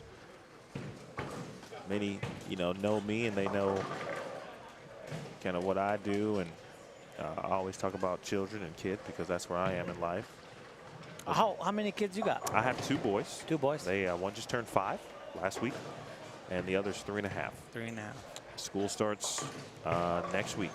So Oh. as soon as I get back, Yeah. it's school week. So they're a little young, but any interest in bowling at all? Oh yeah, they love it. They love it. And then you got to ask, are they gonna I see. or They are 2 or 1? Well, they are. I wouldn't put a set anything on their which style they're going to use yet.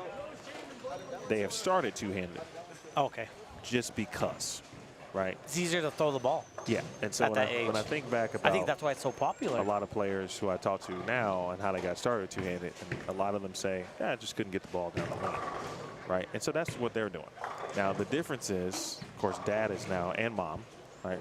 My wife bowls too. We are cognizant of obviously what's happened in sport. And I actually bowl with one of the best two-handers that I've ever seen, and I'm very biased about that, Brian Valenta. So in my head, I'm like, I'm not trying to lead them in any direction, but if I do see them trying it, I am going to try to at least put the ball maybe in the right position, little things like that. Okay. But they do what they want to bowl two-handed, but they also want to bowl one-handed. They got a couple of balls early. We didn't have holes in them, and now the last couple of times we've gone, they're at a point where they need holes. It'll help them control the ball a little bit better as well. And then, so I'll pick up a couple house balls with holes in it, and they've got one will take one with one hand, try to do it. It's just, slightly outstretched. Okay. Right? So I could see we could have, Either way, it wouldn't bother you. yeah, one-handed, two-handed. But we might have one righty or one lefty, no matter how many hands they choose to throw it. So we might have one on each side, like the Mays brothers, Hunter and Chris. Well, we got our the game 3 results here. Go ahead and run them down for me. Yeah, we see a little bit. Scores are picking up. A couple 200s out there now. More 200s than 1, 2, 3, 4, 5, 6. 6 200s that game, and game 3. Scores are going up over as a whole, it looks like. Maybe. Well, no, because yeah, actually, you're right. we had 1, 2, 3, 4 in the plus. Game 2. Let's do a little. Let's see how many in chat. How many do you think is in plus after game 3, chat? Yeah, and if you want how many? If you want to get some contacts, you can scroll up. It's going to take you a while. Not that much. I did post the scores after 2, so you can see how many are plus there. So if you want a little bit of a cheat code, if you will. Yeah, so we had 4 in the plus after game 2. How many are in the plus after game 3? 1 is obvious. I'll give you guys that one. It's a good guess, Jeff, but not yet.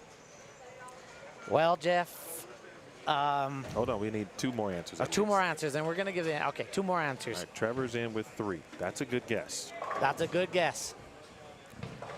It's like that shot from J.D. Nance. Wasn't much of a guess there, but he is starting to run into We need 1 more, chat. Come on, chat. a little bit of something over there. Not a bad game, though. Split, double, 9 spare strike, 9 spare strike. Up Shell in there with 4. 4, 3. Bradley's got 3. Okay. Oh, I got All to. right, break it down for him, Eddie. There is a 1. The answer is 1. The answer is 1. We gave you the answer. It's the 1 person. That's crazy. Yep. Like when we said, and for those of you who joined us late and you're just joining us and waking up, thank you first and foremost. We went on the air at 9 a.m. Mountain Time. So 10 a.m. Central, 11 a.m. Oh. Eastern. Wow. We'll get back to Callista. I told you she could throw it well, man.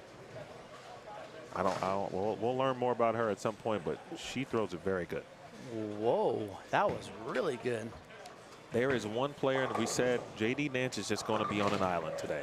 He's on his own yacht. He took a yacht somewhere. He literally has decided to, you know, he's like, you know, Mookie Betts, of course, he's a friend to bowling, right? Yep. There was, I think they were in Milwaukee recently, the Dodgers, and wherever the team was staying at, there was the team hotel supposedly has a reputation for being haunted by ghosts. And what I saw was Mookie was like, no, I'm not going to stay. I'm not going to stay at the hotel. So he got himself his own Airbnb. That's what J.D. Nance has done here. Yes. He's got an Airbnb. Everyone else is staying here at Tenpins and More. He's got the Airbnb on the side of the house. That's very luxurious. All right, I'm gonna give the chat another little trivia here. What do you guys think the pin difference from 2 to JD is? Let's see if you guys can get that. No, that's difficult, actually. Yeah, that's gonna be a difficult one. I was just about to type in the score, so I'll wait for someone. He's plus 181.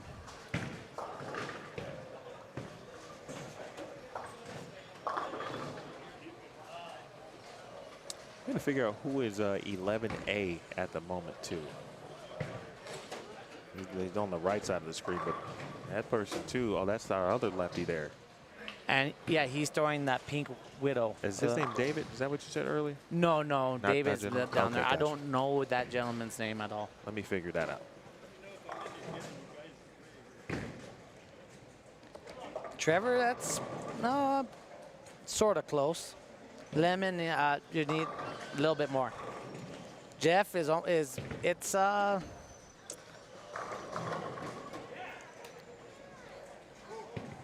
more than that.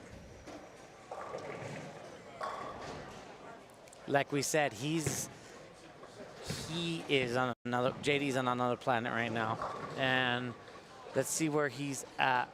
JD is open, double, spare, strike, spare, strike, spare, strike. So he's pushing a 2-team game here. Ooh, Matthew. Matthew came in with the close. Yep. Matthew, 204. That is correct. Matt Jones, 204. That is the pin difference from JD to the field. And 10th right now, top 10 is at minus 80. And that is Joseph Patterson. Is anybody out there want to know a certain players where they're at? Matthew Jones got it. Matthew Jones. Oh, Matt Jones got it? Okay. Yeah, on the number too. How about that? I think He probably has some inside information. Yeah, or I think he scrolled up. He probably has some or inside scrolled. info. Oh yeah, inside everything. He is a smart dude, though. That individual who just shot, that was Joseph Patterson, who shot 265. So that is our second highest game of the day. And Joseph was in 10th place at minus 80. That puts him at plus 25. Yep, great bowling. Yep. He too is left-handed, but man, what a slow start though. But you know, again, 140. That's all it takes is 180. one big game in this, and then tread water if you can. Yeah, and I think the comfort thing we talked about earlier, it really is true, right? If you can get out and be cool, we do have the front 6 on 5 and 6 as well.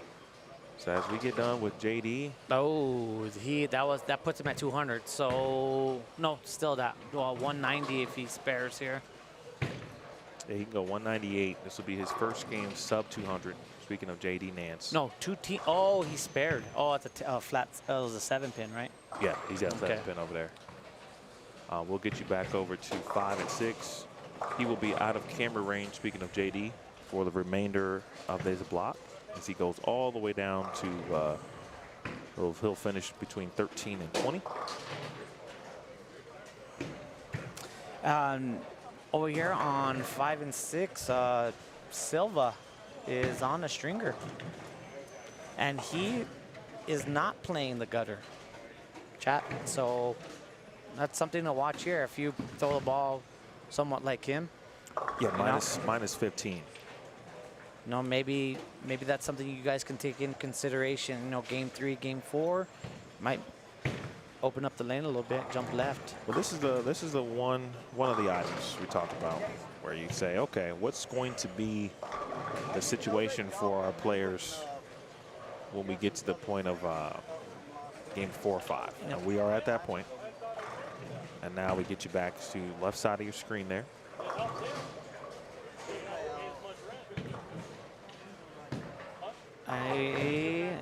Oh yeah, that was nice forward roll, and I believe that ball is the absolute power. Okay. I think that's what he's throwing there. Now, think about this before you answer it out loud. Do you have a brand preference? You know, do you like a certain brand's equipment that you like to throw all the time, or do you like to mix and match, or whatever's great, you're throwing? I'm a Storm person. Okay. Nothing wrong with that. And I just don't want to get folks in trouble. no, yeah.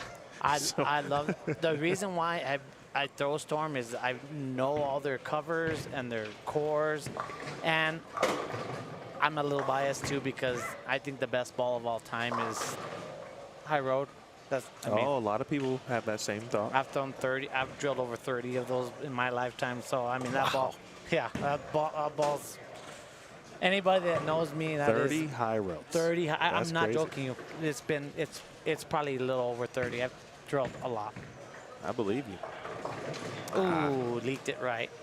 That's okay. Get one. Jason here is, as Eddie just talked about, kind of giving a little bit of a blueprint on how you could play somewhere other than the gutter. Now, we don't know where Jason started, No. right? So that's, No. that's the one caveat or piece of info we don't know. But he is making it look pretty good, certainly right now. I mean, again, Matthew LaPointe, even though he didn't bowl well game 1, it was on this very pair, and he threw one in, left the 4-pin, and it was like, you probably have to be very perfect and manage. Certainly the execution has to be right to be able to play in and be successful for certainly 8 full games. But you could tell there was enough of shape in the pattern that it could happen. That's got to hook a little. Oh, there you go. Okay. Okay. To me, I don't know, maybe because I don't consider myself that most accurate player. If some players or some of my friends say I'm pretty, I don't think so. I'm more of a spot bowler, right? Okay. For me on this pattern, if I'm playing right there, I'm dead. I'm just absolutely dead. It's one ball's perfect, one ball's left, one ball's right. I mean, what he's doing it's pretty good. Well, I could tell you, I appreciate the honesty within yourself about your game. Yeah, I'm dead if I play Because there. We're not all that honest with ourselves. No. I want to put out to what's this young lady's name? This is Callista. Callista. See, to me, when my misses are right, like she just did right there, she went Brooklyn, got the strike. That's when I know I'm pretty good, and she's playing the gutter.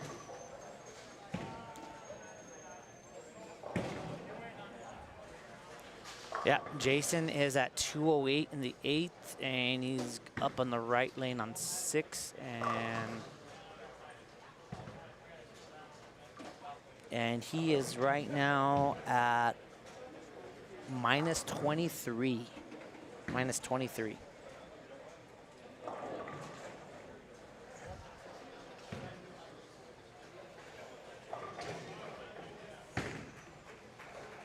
Correct pronunciation is indeed Callista, which is always important. And what I was just saying to the chat, that was a good shot, you know, really good shot. Man, that ball was sensational by Jason. Nice and forward. I was saying, you know, her shot, you know, the last one she went Brooklyn, but if your miss is Brooklyn, I've always said that's probably, if your pull is a Brooklyn strike, I think you're in the right spot. Mm-hmm. I don't know, that's the way I always see my game. I don't know. It's the way I've always done. how I read the lanes. Two very good ladies who throw it Yes, really well. very well. To a young player still. Really good roll. I've seen Lauren on multiple occasions, though, but not just at this tournament. I feel like she's taken the trip to Phoenix to bowl while I was there, and I just don't recall. And with that strike by Jason, that is going to put him somewhere at even or more. Yeah, that's going to put him at even or more. And here is the top 10 again for you in the chat, folks. Again, Joseph Patterson. We just talked about him shooting 265. So 265. this number is going to change for him.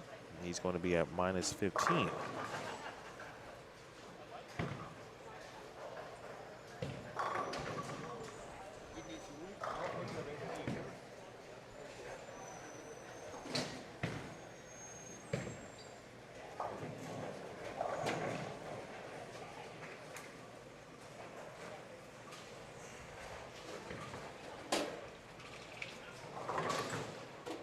Here is Callista. Working on 7 in a row. Wow. Pretty impressed with Callista. Yes. I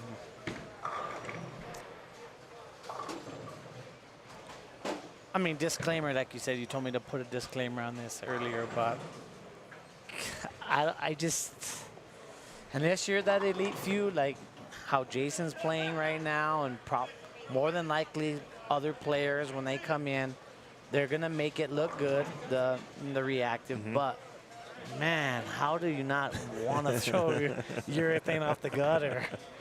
I just... It looks too enticing to almost not to. Yeah, it does.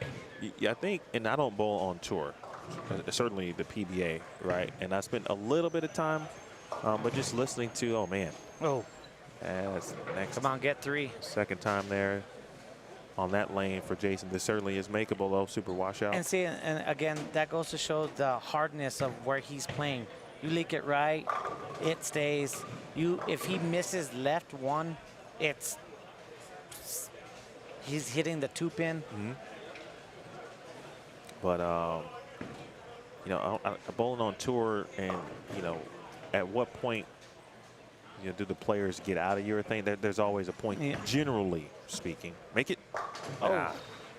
Generally speaking. And on this for 8 games, you know, if you think the majority of righties might now throw urethane after watching this squad, how will that affect the end of a block at that point, right? When you maybe we went from 10 righties going to throw urethane to 20 in the squad for the first 4 games, or at least until they feel they can't anymore. But the good ones are going to find a way. Yes. Lauren. Oh, get that. All right, we'll take it. Brooklyn 9. Brooklyn 9. That was a show, right? Brooklyn 9-9. Brooklyn 9, yeah. And to me, like what you're saying, if the lanes get broken down more, then you can get into something reactive, or you know, it might be more favorable, perhaps. Callista. Oh, that's got a peel ball. Got that one left. Yeah. I have to assume that maybe she is just kind of removed from the youth days. She looked like she could be bowling collegiately for somebody. Folks, I don't know, but if you're a coach right now, you want to be finding out everything you can about Callista. If there's a coach out there, you better be hitting her up. She throws it really good. I have a question. Have you covered that two-hander girl? What's her name? There's several now. But the one that kind of, what's her name? Bella? Bella. Yeah, I've seen Bella in person. Yes. She's better now. Because she has a little bit more muscle now, right? Which is scary. Yeah. The last time I saw her in person was 2022. And then I watched her a few shots during Junior Gold a couple months ago. And she was still good in 2022, but obviously still learning. Yes. And she's still young. Everyone has to keep that in mind. Yeah. She's still, I think she's maybe just now 17. Oh, my goodness. is. Or no, I'm sorry. She won the U15. Yes, yes, she did. So she's 15, which means she was 13 when she bowled. She came to bowl the U.S. Women's Open PTQ, made it, and then she bowled. So she bowled the U.S. Women's Open PTQ in 23, and in 2022, great game by the way from Callista, 254. Ooh.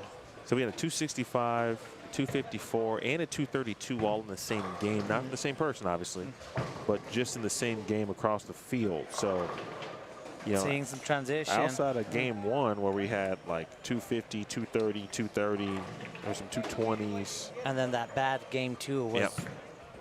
And it got a little strange. As we move over to game 5. Game 5. We'll wait for everybody to get going on 5 through 8. But to finish up on Bella, you see the consistent improvement in her. You know, things start to be just a little bit more ironed out, right? Trail leg, foul line adjustments, all those things that, you know, the more you learn as you get better with experience. She's going to be very good. So what you're saying is we're going to see a lot of her. Oh, 100%. Yeah, that goes without saying. We might even see her on a guy event. I could see her making a PBA event. In fact, I could see Bella. I could see there's a player named Danielle Henderson who you should get familiar with. She bowls for Jacksonville State. Okay. I mean, two-handed player. I mean, of course, if you say two-handed player, you assume high rev rate, which is true. But she's able to harness her power. Oh wow! Quickly, like right now, she's got more finessey two-hander. She's got a good combination of both. Where she can be smoother, she can finesse it, but she can still, it's controlled power. I think is the best way to describe it. Controlled power. She won the U22 Queens title as well, so she just made Junior Team USA. A little bit of an age difference, obviously, just between Bella and Danielle. Then there's Maggie Toma, another good two-hander. She's also had made Junior Team in the past at Arkansas State. I mean, the amount of two-handed girls to two-handed women have increased, I would say, 20% in the last 3 to 4 years, just across the board. So now when you go to Junior Gold, like I was at Junior Gold, there was at least, I would say, 5 or so two-handed girls, like the U12, U15 division. Well, that's U18. funny that you say that. When I was over there at the JBT, there were some Korean, Japanese girl two-hander. They said she was probably the best youth two-hander. She could be. I was watching her. I'm like, and she's how old? She could be, man. I'm telling you. Look, listen. When I tell you that portion of the sport, the style, but in particular with young girls, how they have gravitated. In fact, I think I have an idea on who you're talking about. She bowls JBTs all the time. Yes. She's one of the best. Yes. If I believe her brother, she has a brother. You know what? You're right. I think she did. Her brother's name is Daniel. If this is who I think her name is Stephanie. Stephanie Hong. That might be the name you're referring to. But yes, she too is great. Yes. At this level and only going to get better. It's impressive. And man, they had the pattern out there for the JBT. It did not look easy. It did not look easy. No, man, you can make an argument that youth players today bowl on harder things on a regular basis. Yes, they do. Certainly than some of us adults. And we just saw, gosh, she just absolutely destroyed the pocket right there. Yeah, we'll take it back to Callista here in a moment. See how far she can go. She was 7th. At minus 51, so she's now plus 3. And then Jason's going to be plus. She shot 230. So there's going to be a couple over. A couple players flipping the script. Hello to M. Ham watching from Eugene, Oregon. Eugene, Oregon. That's a place on my bucket list. Not that I want to visit Eugene, the city, but I do want to go watch track and field. Oh, I've been to Marshall Holman's home base in Medford. Oh, sure. I've been there once. That was pretty cool. Get to see that little Marshall Holman kind of monument they have, the home of his. Oh, they have that? Yeah. That's pretty cool. Yeah. It was pretty cool. That's good stuff. Thank you to Yari. I got to do the shameless plug for you again. What you got? About the like button. I mean, I appreciate it. I just don't.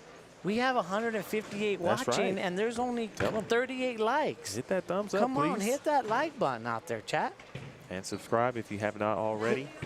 I mean, I know it's the shameless plug, but I mean, hey, you gotta do it. Thank you. Trying to get to 10K. Hello, Bobby. Let me double check where it should be or where it will be. The first squad of standings will not be posted until squad 1 is complete. It'll be posted on the Bowl JBT website. I'll give you the website now, but there won't be anything there. So just FYI. Back, let me get you the actual link. This is where it's going to live. It'll live here when it's ready. Again, when it's ready, though. When the squad is complete, that's where the standings will live. Tracktown, USA, they said. Oh yeah, that's where you want to go to watch track and field, man. The Olympic trials are there. So there are runners over there. Oh yeah, yeah. There's, You go back to the history on Oregon and even just Nike. You know, that's why they made running shoes early, because Oregon is known for. Yeah, when I went track. to Medford, I mean, I live here in New Mexico, and I live southwest New Mexico, and I'm green everywhere, mountains everywhere, but Medford blew. I mean, there was trees everywhere.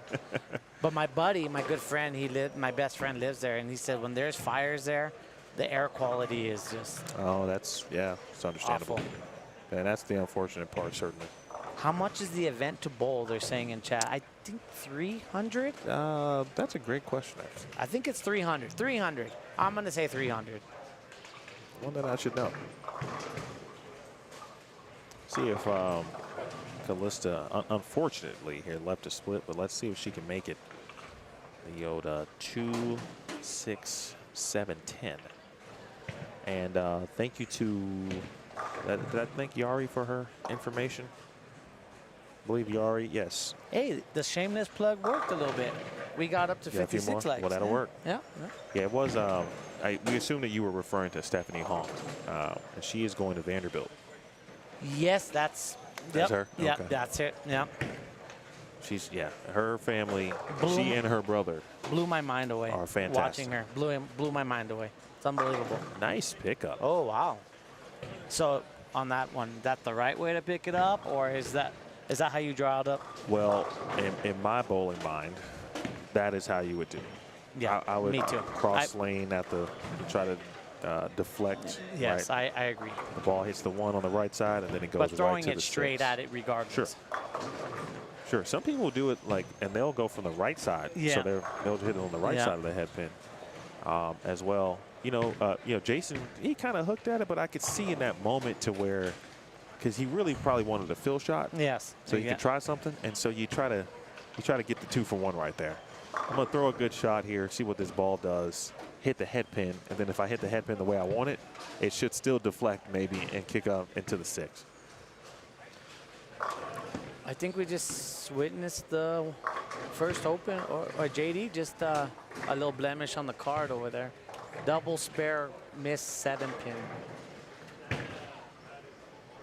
Question about where to look at for JV. Here you go, JV. Tenpins and More, or tenpinsmore.com/New Mexico Open, or new-Mexico-Open. That's all the information on certainly the program, etc. And then if you want to enter, give Steve. Steve is very old school. Yeah. So yes, he is. give Steve, call the bowling alley, let Steve Mackey know he want a bowl. He would say yes in a heartbeat. He's going to tell you yes. Yes. Only question is, what squad do you want to bowl? And just double check, obviously, if there's space. Right now, we've got a last schedule he gave me. We have 161. 161. That's what it shows on the board over there. 161. 161 players and perhaps counting. So come on out, JV, if you're nearby. We got 3 squads tomorrow. Still 1 today. Yep. There's a squad at 2 p.m. Mountain Time today. You know something about Steve is Shot by Kyle. it's really weird. I think anybody out in chat and anybody that knows Steve, This man is a freak of nature when it comes to predicting cuts. Oh, he's one of the more experienced, and not just his own tournament, but he's been watching Dana Bowl professionally for so long. It's insane how close he can predict cuts. Insane. So, I mean, I'm sure he's going to get on the show probably here later on, and I mean, it's kind of hard to determine the cut after this squad. It's a little smaller squad, but I guarantee you after squad 2, he will be able to give you a plus or minus 20 pins on where it's going to be. But there's a lot of bowling tomorrow. Yeah, and this one is all of the, everybody who bowls. You're posting your score and hoping it is good enough to make the top 32. And shout out to you, man. All day tomorrow here. God. Well, when you put it in those terms. Yeah. No, I will be all day tomorrow. Saturday in a tournament, when there's multiple squads, it's generally the Saturday that is the one that kind of gets you. So, but, I'm used to it. Not really. You never really quite get used to it. You just prepare. I'll go out and make sure I got snacks. Because you'll be bowling at 7 a.m. Yep. And I'll be right here at 6. So I got to be here at 6 too. Yep. So with Kalisa here, what do you think? Should she lose her ball reaction? It's or interesting. Is she throwing it? It feels like it, and I'm just saying it feels like, based on 5 and 6, and they could be completely different. It feels like she might be a little further right. Than she that's was what on I was 5 and just 6. why. But I'm not sure. I can't confirm that unless we obviously would ask her about that. But it looks like she's just a little further right, meaning, and she's slightly giving it away. Like to me, that's a much better shot. Yes. I think she was a little further right than she probably wanted to be. And sometimes even as bowlers, right, it can feel like we're doing the same thing. But that's when those extra pair of eyes come in. Yes. Someone who's been able to watch and be like, you might be a board or 2 right or left. And then there's almighty sway left or right, too. That comes into play. Yeah, so nice shot by Richard Abrantes. Good shot there. I don't know if this was the same individual I saw, but someone that looked similar to him last night was just here watching bowling. Somebody was in the pro shop as well. Kyle, he bowled the sweeper last night too. Did. Kyle Pierce. Yep. JV, it's a good question just regarding any Vegas stops. Well, the New Mexico Open in this particular event is just an event in its now 20th year. Created, hosted by Steve Mackey, who's one of the proprietors here at Tenpins More, along with his wife, Dana Miller Mackey, PWBA champion and Hall of Famer. And Mike Miller, PBA champion, without the pattern here. So this tournament is, truly local to New Mexico. I thought that was a better shot. Yeah, it was, and it just She might be ever so slightly might be losing a little bit of ball reaction. But in regards to Vegas, I mean, if you're just looking for stuff to Vegas, or if you're from Vegas, there are tons of events to bowl in Vegas just on a regular basis. Well, you could probably bowl every weekend over there. I think, if you just go to Gold Coast sometimes, or Sam's Town, or certainly South Point, the bowling center, the Plaza, of course, has specific events. But there's always something to bowl, generally speaking, in Las Vegas. Much needed spare here. Oh, very good. That was a big time spare. Had to have that spare right there. And she came back with a fist bump and said, I got a spare. I already like her vibe. Again, I got to think, let me scroll up to thank Nathan. So Kalisa used to bowl for Texas Tech, and she wants to go on the women's tour soon. I tell you, she's got a great foundation, and I'm speaking as someone who watches professional women's bowling monthly, daily, weekly during the summer. She's got a very good foundation, and so if that is one of her goals, obviously plenty of work to do to make it happen on that level, and it doesn't happen overnight. Summer Jasmine. There's a quick story on PWBA. I think that was year 9 for her, and she had her best season this past year. Yep. She finished 6th, almost made a show last week in Detroit, and then she made the tour championship and had a good finish there to end the season. And so, but sometimes it takes time. It takes time. Takes time. The success thing doesn't happen overnight as long as you put in the work. And Callista can definitely get there. It's easy to see. We, What we got over? we just got the scores. 1, 2, 3, 4, 5, 6 200s. We got to ask that before we the little game with the chat. All right, chat. We had in game 3, we had 1 in the plus. We already know who that is.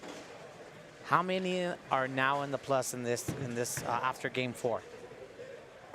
Do you think the number is improved? How do you think the numbers improved from 1? Let's see your predictions in chat.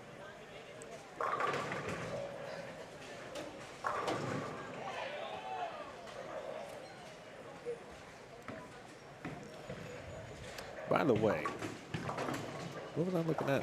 This squad here. Steve has your. Does you spell your last name with a Z? Z. That's dope. That's correct.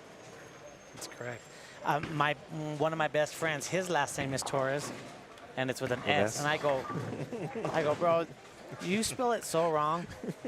Because you're the first person that, of course, like looking at your name for a whole block, right? It's like it's easy to pick out because my name's so long. Right. Yes, it is. I'm like, but I don't think I've ever seen that last name spelled with or ending with an actual Z. Yep. Of course, it's pronounced. You kind of put the Z on it. Yeah. But Torres. it's always an S. Right. Yeah. All right. Trevor said 3. Trevor said 3. Well, we'll go ahead and just give it the answer. Oh, what? There it comes. 4.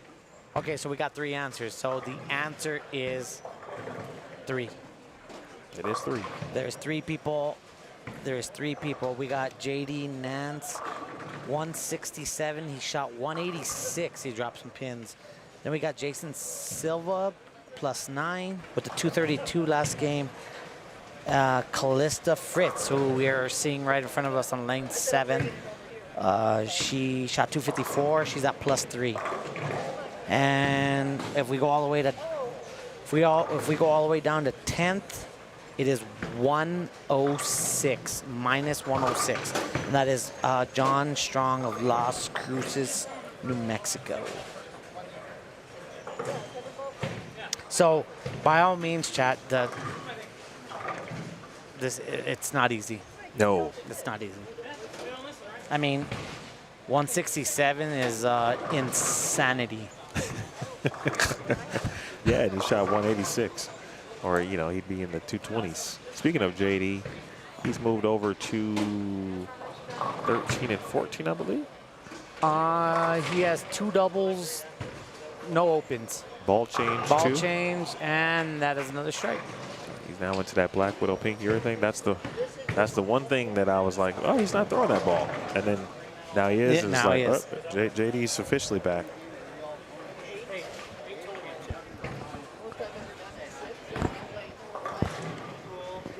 All right, let me throw those scores up for you. Again, scores after game 4.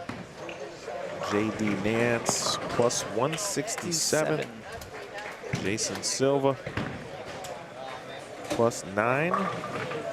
And Callista at the moment.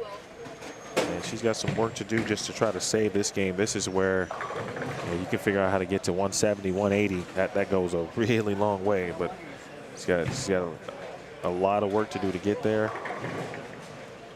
Take a look at this shot. She's still throwing These next frames are pretty big for her.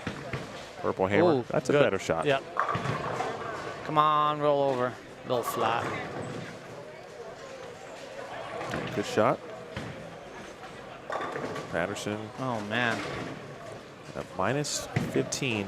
I can't think of his name, but I've seen him multiple times before. There we go. That's Jason. Yep. Struggling a little bit this game as well. So Patterson is 4th at -15. Callista about to shoot 130.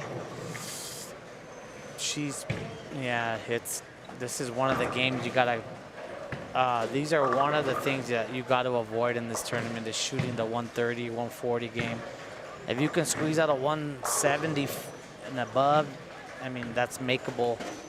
You can make that up, but making up 70, oof, it's not easy to do on this.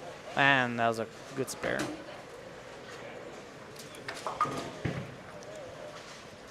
Jason Schindwolf Over on the left side of your screen there, just walked off the approach. Shin Wolf in some trouble. He's at minus 62.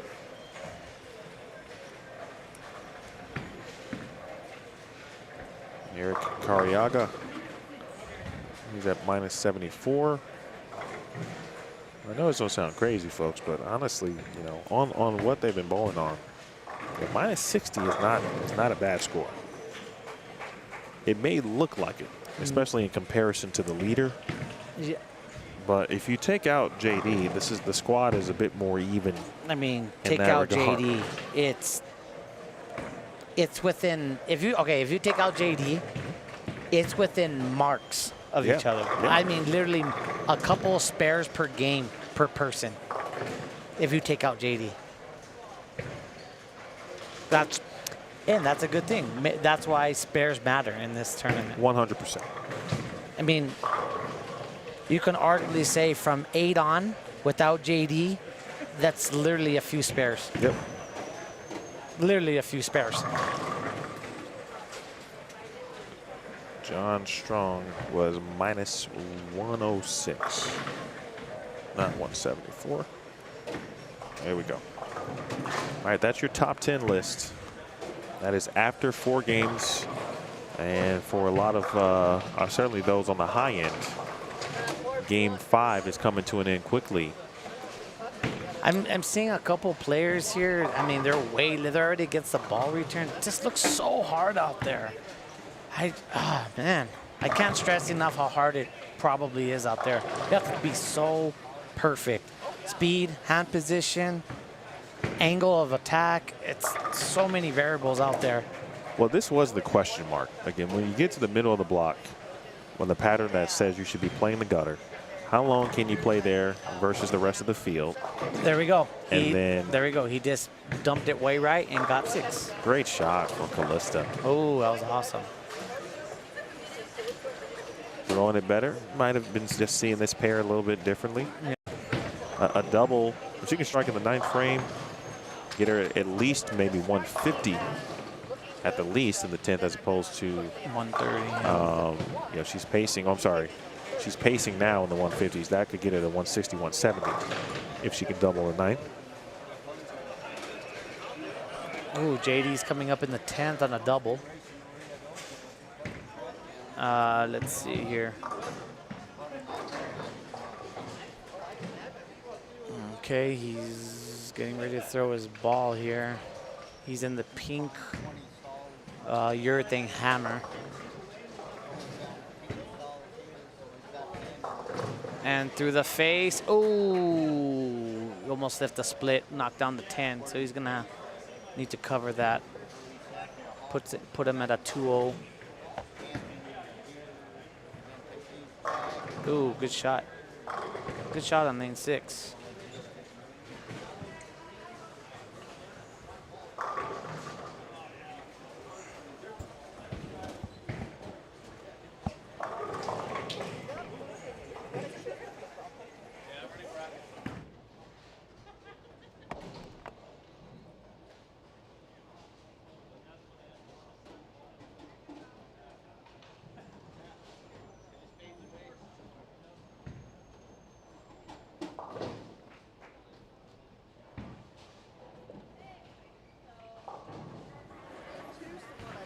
Joseph Chavez just finished up. 164 for Joseph, excuse me. And Martin Bedford.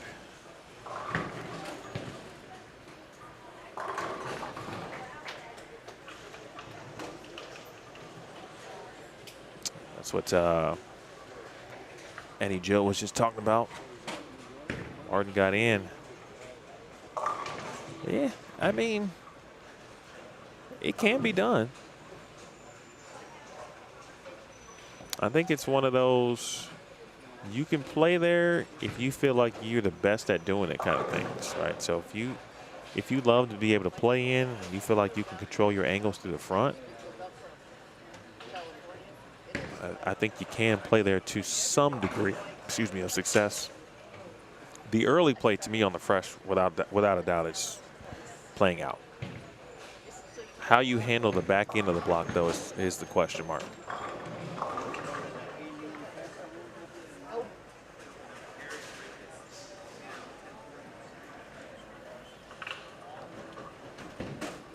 Yeah, Dale, that's a really good point. And I'm glad you said that, because I go back to Matthew Lapointe, who left a 4-pin, and I know that sounds weird to say, how you can base some knowledge or decision on somebody's 4-pin. Yep. But his 4-pin was good enough. His ball shaped good enough. He had good enough ball reaction in game 1 on the fresh to say, okay, maybe there is something there. How it will ultimately translate is the question, and obviously that depends on who's actually throwing the shots. But Dale, again, with that great point, yes, some of us found the inside easier. So I could see a situation where half and half. We're not talking about coffee creamer. Half of the field is going to play out. The majority of the field might play out to start. Half of the field will kind of move left, maybe a big jump, mid-block. A good portion of the earlier field might still be out. Maybe, those with like really good touch might still be out there. I mean, but, if Martin Bedford can get his ball to hook from there, yeah, a lot of other people can. and that's why. And I'm glad that you said about the disclaimer. I mean, can you play out there? Yes. Is it probably a little harder? Yes. I mean, but you just got to be super accurate and super good off your hand, and I don't see any problem. Yeah, the execution Has to be there. whether you're playing in or out, without a doubt. But Bedford's now giving you a good situation, right? I think a lot of players can be able to do what Martin Bedford's doing. Yes. Now, does it help that a lot of the field played right early? Absolutely. Absolutely. Of course, right? Because you want the field to be playing in the same part of the lane to help break something down. And if for those who might get a little wild with their urethane, right, they created some carry down. So there might be a little bit of additional push. That was a huge strike. Gotta have it. Nobody understands how big that strike for her was. That's the kind of stuff that gets you in the cut. Yes, it does. Yeah, and I think it's better. I don't think there's a. I think the answer is on the fresh, it looked to be better to play straight. Yes. To play out on the fresh. On the fresh. I think as we get into the block, and then all the traffic that takes place, I think you can see what Martin did. Looks pretty good. And question for Martin is, let's ask Martin real quick. Yeah, that's yep.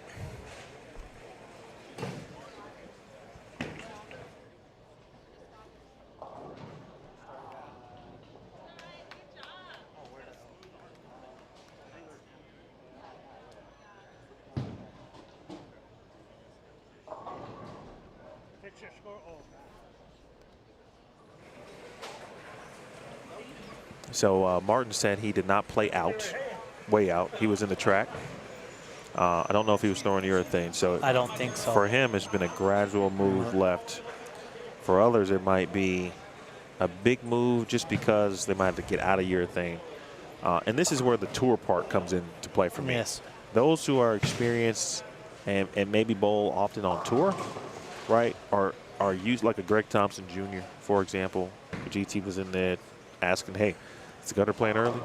Which it is. And they are experienced when the rest of the field, the entire field is throwing urethane. Couple games, maybe like Dale just mentioned. Yeah, exactly. And to go with what he said use the urethane and then kind of stretch the pattern and then shimmy. So it might be like first 2 games or maybe even the 3rd game with urethane, and then maybe even 2 zones left. Not even gradual move, but maybe a whole zone or 2 left. A good player to watch this game is going to be Robert Lawrence. Yes, Robert. Because I saw him go to reactive. It was on a field shot, but he might have been throwing it that entire game, and I just didn't see it. But again, someone who started with urethane for sure, and now look where he is now. Oh yeah, he's. Oh. Oh, Oh, yeah, so that might be it. that came off. That peeled off the end there. And that's why an 8-game block is so difficult sometimes to predict. Yes. Because even if this was 6 games, I think we'd still be in the same boat. Yep. Maybe players might think like, okay, maybe I can stay right a little longer just to get as many pins as I can because this is a short block. A 4-game sweeper, right? We didn't see this last night, right? No. It's 4 games. And less people overall, although last night's field I thought was pretty good. There was some good players bowling that. Yes, there was. D-Ron was here, you were bowling, Kyle Pierce was bowling, Robert Lawrence was bowling, Brandy was bowling. But the word stretch is like the new term that you need to, and this is for the viewers, associate with urethane. When you hear players often talk about urethane and the uses for it, one of them is always it helps stretch the pack, creates some carry down to, on the fresh, right? The back end's super crisp. Urethane helps bring that down a little bit while you can still play out. And then as it continues to transition, you might have to get into reactive. You need something stronger, obviously, to push through all of that carry down. So it's some good stuff. Good combos in the chat. Thanks, Dale. Thanks, Chad, too.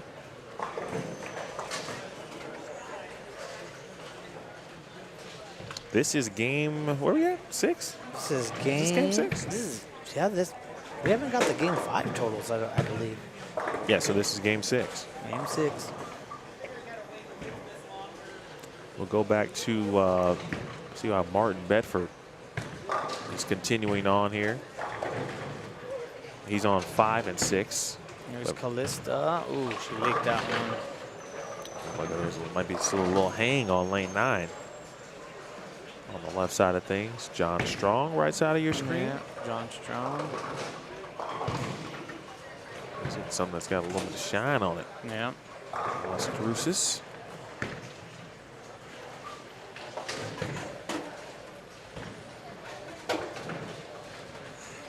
This is, we'll show Joseph Peterson in a moment too on 7 and 8, but that's the gentleman who shot 265 in game 4.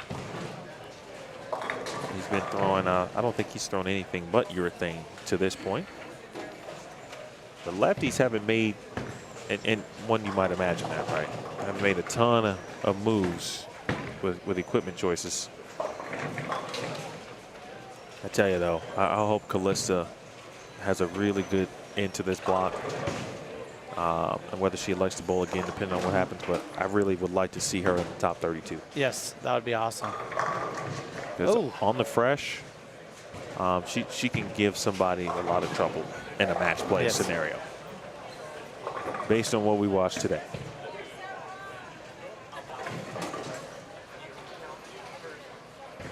Tenpins and More here at Rio Rancho, New Mexico, coming up on noon Mountain Time hour. Appreciate all of you who have joined us for the first now 5 games of competition here. Wow, Robert Lawrence just left a light mixer 810. Oh.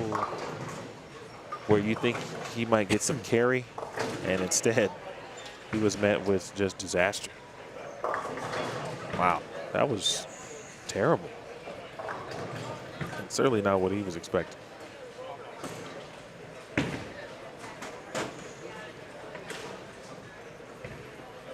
That's crazy.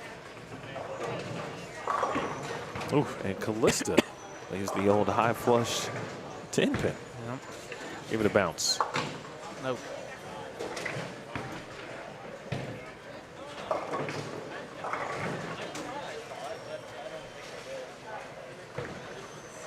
Dale, feel free if you're, what time do you bowl, Dale? Or when do you bowl, I should say. I guess I can just look at that and find you on the roster list that I have here. Oh, 5 tomorrow, or squad 5, excuse me. Squad 5.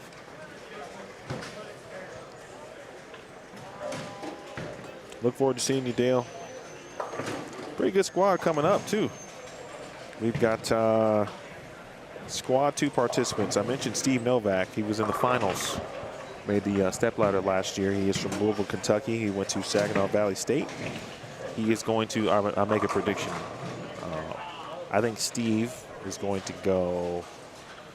What was JD was what 167 for 4 for the first 4. I'm going to say Steve gets to at least 150 over for the first 4 too. It's my prediction.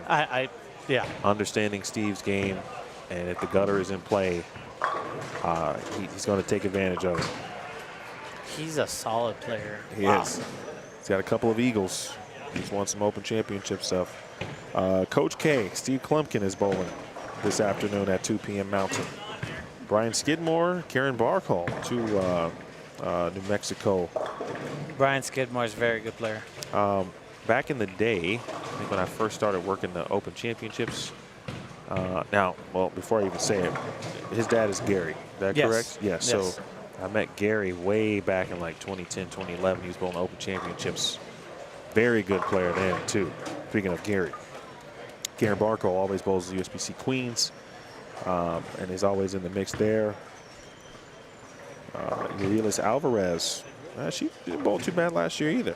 Joshua Lopez is bowling this afternoon. Gilbert Martinez, Jim Tillery, my man, and Dennis Helmick. All right, so a couple of really good players there. That was the guy you were asking, the bigger guy that points it. That's Dennis. No, not that. No, not that Dennis. No, a different Dennis. Yeah. Yeah. No, that's Dan. I'm sorry. Dan. Dennis is the. No, that's right. You're right. Dennis hosts a lot of the. No, I was thinking of someone else. Yeah. Antonio Lopez, Alex Lindahl bowling, Justin O'Donnell from Marana, Arizona. That's in the Brianna Cote area. Ooh. David Haynes. Yeah. Oh boy. Oh boy. He'll give us a good look on what to do and how to play him as well. Well, that squad 4 tomorrow is pretty tough. I'll run that down here in a moment. Clint Watkins, Brett Comwell, William Gregory. These are all players who are bowling this afternoon. Steve Schultz, Scott Wiley. That name sounds very familiar. Yeah, he's one of the better bowlers from Albuquerque here. Marvin Cromwell. Mike Lee bowling this afternoon. And Lane Grado. Greg Wabima. And I think that's it. That's squad 4. That's tomorrow afternoon. I saw Brett Wolf. At the afternoon squad's always the Chris kinda Clerk. stronger squad. Yeah, Andrew Kane was bowling. It's Jacob Gill. I like his game. Of course, Yeah. he's from Albuquerque. Jacob's a good bowler as well. D-Ron Blicker's bowling squad 4. I've heard of Marcus Medina. Tim Eichhorn I've seen. He bowls a lot of Cactus Classic and CBE items that run by Theo Duthay. Who else have I seen? Eileen Linares. I feel like she made match play last year. Or if she didn't, she was very close. But I feel like Eileen was kind of the story last year. Of course, the defending champion, Francois Lavoie, squad 4. David Sirigliano. Dave shot 300 recently at a PBA 50 event in the stepladder finals. Oh, wow. Yeah.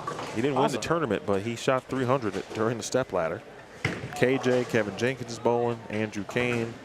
There might be a little bit of a masterclass. I mean, what JD has done today, set the tone and set the bar really high. But with Andrew Kane and Kevin Jenkins bowling, and there's just 2 really good lefties just off the top who might be able to exploit what's on the left early with urethane.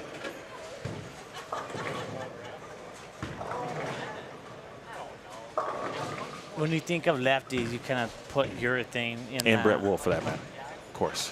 You Can't leave out Brett. Yeah, and when you think of a good lefty, it's a urethane kind of. From what I've always witnessed, this seems to fit their game so much. Yeah, and I think they can be based on what they have to deal with. Yeah. Right? Or really the lack of traffic. So they're able to try to create something and have it last much longer, obviously. Now, I've seen lefties, because we don't want to pigeonhole lefties in the box and say they can only throw urethane, which we know is not true. Especially on, again, I'm always digging on my experience watching the PWBA. you know, when players can play or throw urethane, great. Yeah. But yeah, I watched Shannon Puhalski and Sherry Oh, Tan okay. not throw urethane because the patterns said that's not what they should do. And, you know, they've had just as much success. So it's really about what your eyes are telling you. And then also what you're comfortable with. Sometimes doing something that's the opposite of what you should do is okay if it works for you. Sometimes it doesn't work for everybody. Exactly.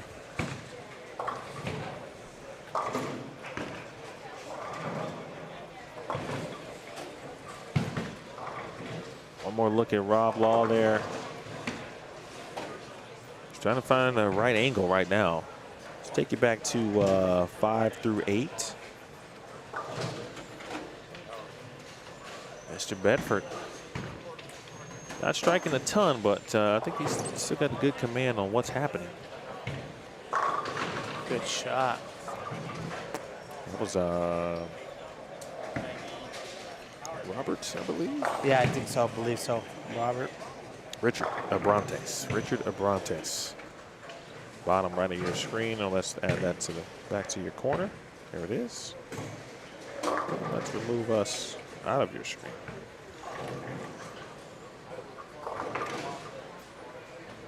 So I'm going to ask you a question that has nothing to do with bowling. Okay. Okay. So how do you feel right now? Right, we're in game 6 of an 8-game block. You've been on the air this entire time. Right, so it's a different experience. How do you feel? Like just physically, like, is it more difficult than you even thought it would be? To be on. Yes. Well, no, because. Okay. No, I like that. Surprisingly, it's going by real fast. There's always something to do, looking at players or, you know, looking at scores. It's really, really interesting. I really appreciate it, getting me on here. Well, we have a name change up on the leaderboard. Jeff Hemer. Jeff. Special. He's a funny guy. Yeah, he's He put a steroid check. Okay, it's trivia time, chat. Trivia time again. We got the scores back. How many are in the plus going into game 6? Your answer, you know one already, okay? So how many are in the plus? I gave you one already.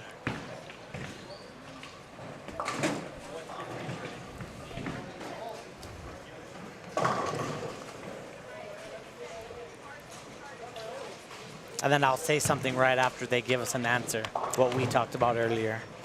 Yeah, I think this chat is smart. Yeah, I think this chat is very smart. I think they've been watching.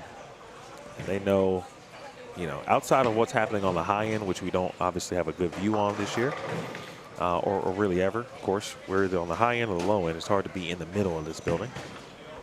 Or you can just get more cameras. I could do that. You know what? We'd need more people to hit the thumbs up. Oh, I know. To do that. Yeah, see? There's the shameless plug. I like that. See?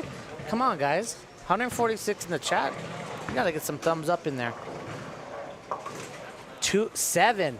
Whoa, Jake, you are very nice. Yeah, I love his optimism. Yeah, that is. You're optimistic here. 5 in the plus, 2 in the plus. Okay. The answer is numero uno. 1 in the plus. And then what we talked about earlier. Let's take, well, his new name now is Steroid Check. So let's take JD out of the picture, okay? And when you see the scores come up, when you see the scores coming up here, if we take JD out of the picture, the leader would be minus 20. And then the next 10th would be minus 123. I mean, again, that's few spares between every player. So spares are definitely a must.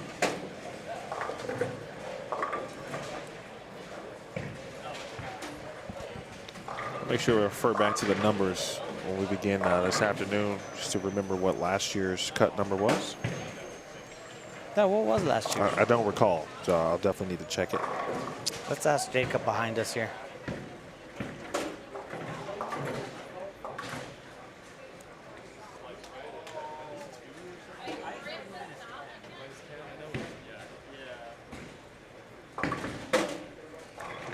All right, we asked Jacob Gill. Said around minus 10 was the cut last year. Well, I'm rooting for Callista Fritz here to have, again, a good end of the block. Yeah, me too. Her game looks really good.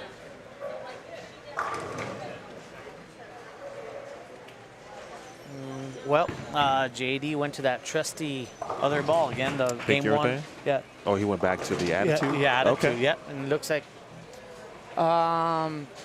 not sure, 3 in a row. Spare, strike, spare, 3 in a row. Oh, the Brooklyn 9 again. That's a big double there for Martin, because he is trying to hang on to what could be a spot in the top 32. All right, he's minus 33 now. All right, I'm gonna come back later when the tournament's almost. What do you think the cut's gonna be? It's hard to say after one squad. You're right now. Like I said, you're kind of veteran in seeing bowling. It's tough because I think squad 4 will be the highest scoring squad. Yeah.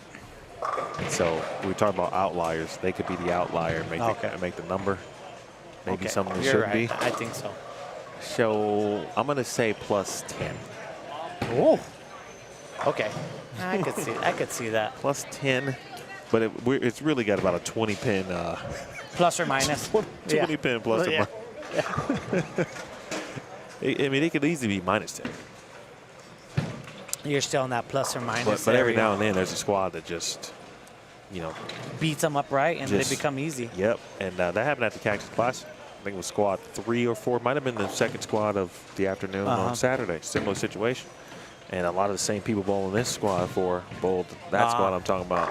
And they made them look very different than the other squads had been up until that point. And then, but that was the format was slightly different there. They had advancers from each squad who moved on to. Oh, okay. Right. So the cut overall was only relevant to your squad. Oh, okay. Right. So that's different. Yeah, you had to. I think Theo does the top 7 in each squad, no matter what. So if you're on a squad that's high scoring, then you got to figure out how to watch what they're doing. Yep. If you're on a squad that's a little bit lower scoring, then maybe you could take more chances. And there's multiple entries there, right? Yeah, and you can re-enter. Correct. Okay. You can re-enter. I think that's why this tournament in particular is just so pristine, kind of. One chance. Yeah, you get one. You get one. Not miss your chance. Very, very 8 mile-ish. You only get one shot. What do you think? Is it beneficial to come early and watch? If you can. For this one, because it's one and done, basically. Yeah, I mean, I think that's why, there are a ton of people watching this tournament or watching this stream who are going to bowl this tournament. Yeah. Whether they're bowling this afternoon, and I'm sure plenty are, of course, bowling tomorrow, like Dale, for example. GT wakes up and he sees JD Nance doing what he was doing on the left and asks, hey, the right side like that, maybe I should bowl. Yep. If you can be here, if you're, oh my goodness. How about that? What a hit that was from Shinwolf. Whoa, little ricochet action on that one. And we talk about things that help. Yep. Right. And that's gonna, if he strikes 180. He's minus 98 with 2 to go. Of course, he's got his work cut out for him in game 7 and 8, but big things like that do matter in the grand scheme of it.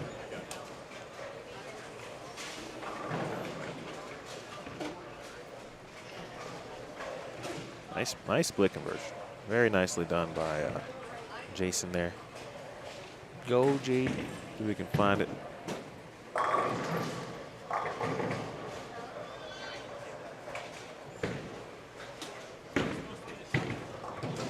all of the highlights certainly have really come courtesy of J.D. Nance, but this one is a pretty cool highlight too. See if our first replay works today.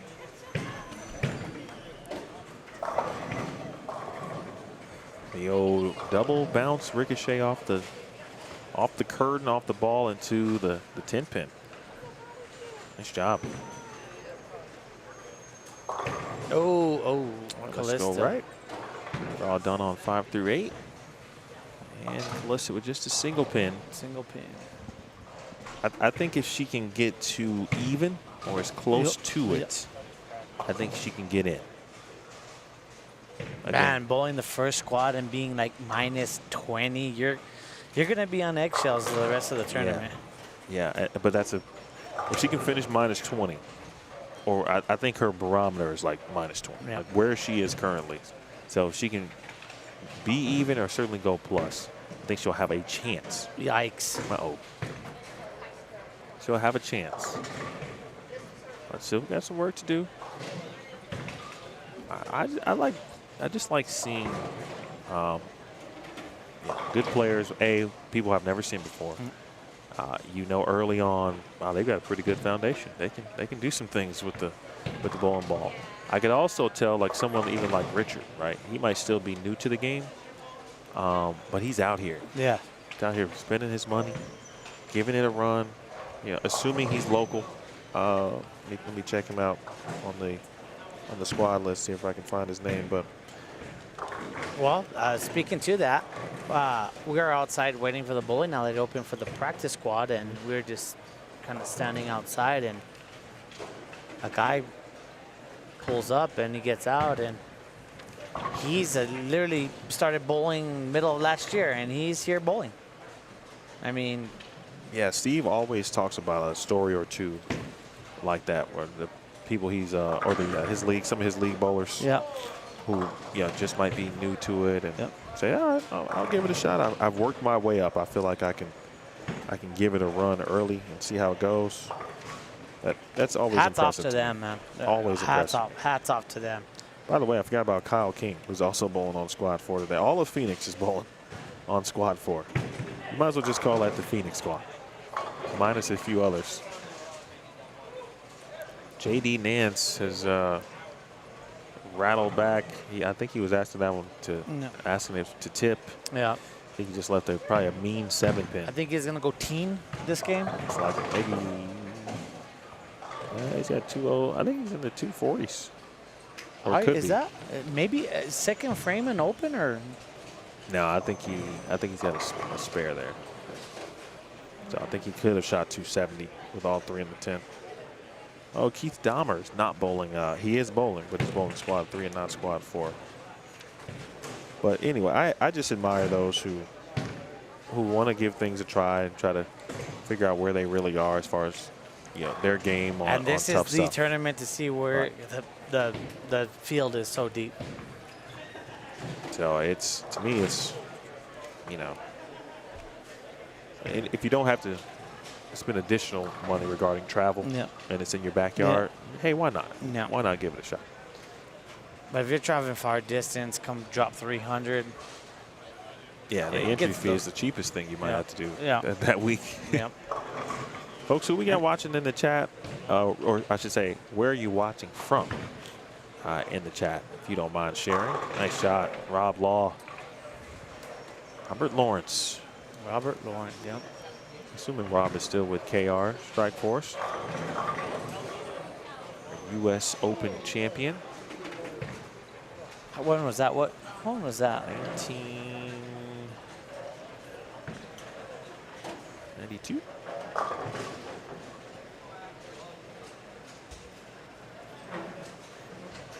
Uh, 92 and 88 stood out to me. Yeah, 92. 1992. Rob Law. I'm gonna say some. Slap it out. I don't know. As not so maybe to help anybody out in the chat when you're at this tournament or something, but like Robert Lawrence, or you see another great, like such an accomplished player, when they're out here shooting really bad games, you know, you're like, man, if it's hard for them, Yeah. and you know, I understand what you're trying to say. You have a chance, you know. Yes. If this it's hard is- for them, it's hard for everybody. It is the equalizer. The equalizer there, yep, level the playing field, because if Steve makes this a strike fest, you ain't gonna beat those guys. Let's be real. You're not gonna beat some of these guys that are in this field. They'll X you to death. Yeah, and some of them won't stop. No, they won't. They just won't stop. Big frame coming up here for Callista. Las Lunas, Santa Fe, Fort Worth, San Diego. Yeah, Matt, let me know. Give me a heads up. Just send me a message. Because tomorrow, well, you know, I have no idea how the day's going to go. But as long as there's a seat open, certainly. You know, Steve will be in and out. Steve Mackey, our tournament founder, organizer. So just send me a note, send me a message. I do want to point out here on if do we have cameras on 5 and 6? Yes. We have. We'll get back to that. We One have sec. the two-hander, David McKay from Artesia, New Mexico. I believe he has a little bit of a story. He did work at the Artesia Bowling Center. He was like the manager or whatever, and he recently, I guess he got a backer, and he's trying to make it out there, a name for himself out in the regionals or out in that area. Okay. West Texas area. The Southwest region, Yeah, Southwest, TBA region, yeah. which the Southwest regional or region, excuse me, might be the most difficult region. A lot of good. Oh yeah, I mean, you Feels get tough. Colorado, Texas. Yep. It's Texas alone. Yep. You could field a full region with just Texas bowlers. Kansas is in there, Yep. and that's when you start thinking about, you know, Wichita. Yeah, Southwest is very, very difficult. So when you like win Player of the Year in the Southwest region, I mean, you won something, and Rookie of the Year for that matter too. The West region, I think, is probably underrated.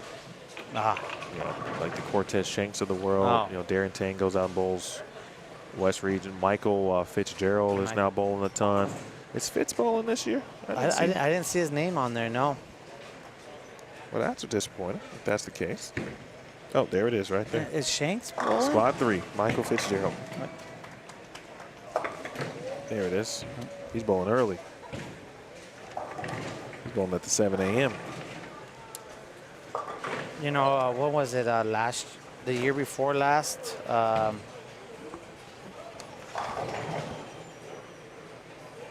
Where is he at? The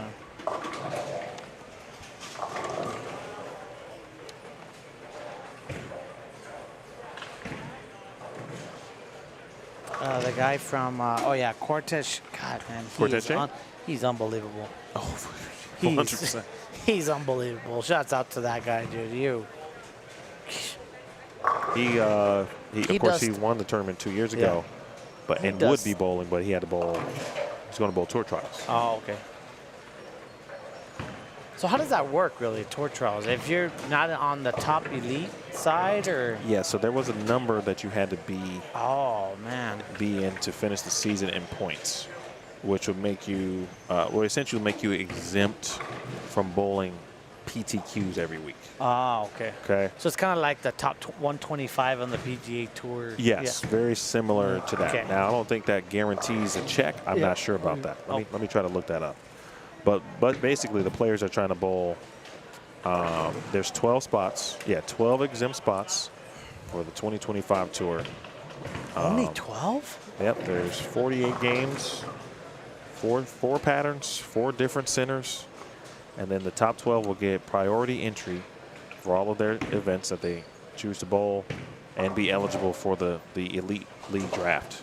Okay. Which also I think is, that's probably an underrated aspect of the tour trials, because you can now be eligible to be drafted on a league team, which, you know, like Cortez Shank got the call up late in the season.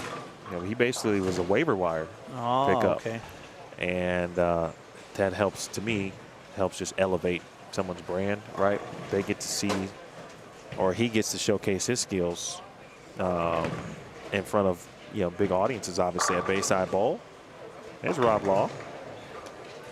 And then does winning a major give you that puts you in like a kind of a for sure spot, or no? like from the not bowling PTQs and stuff? Yeah. I think so.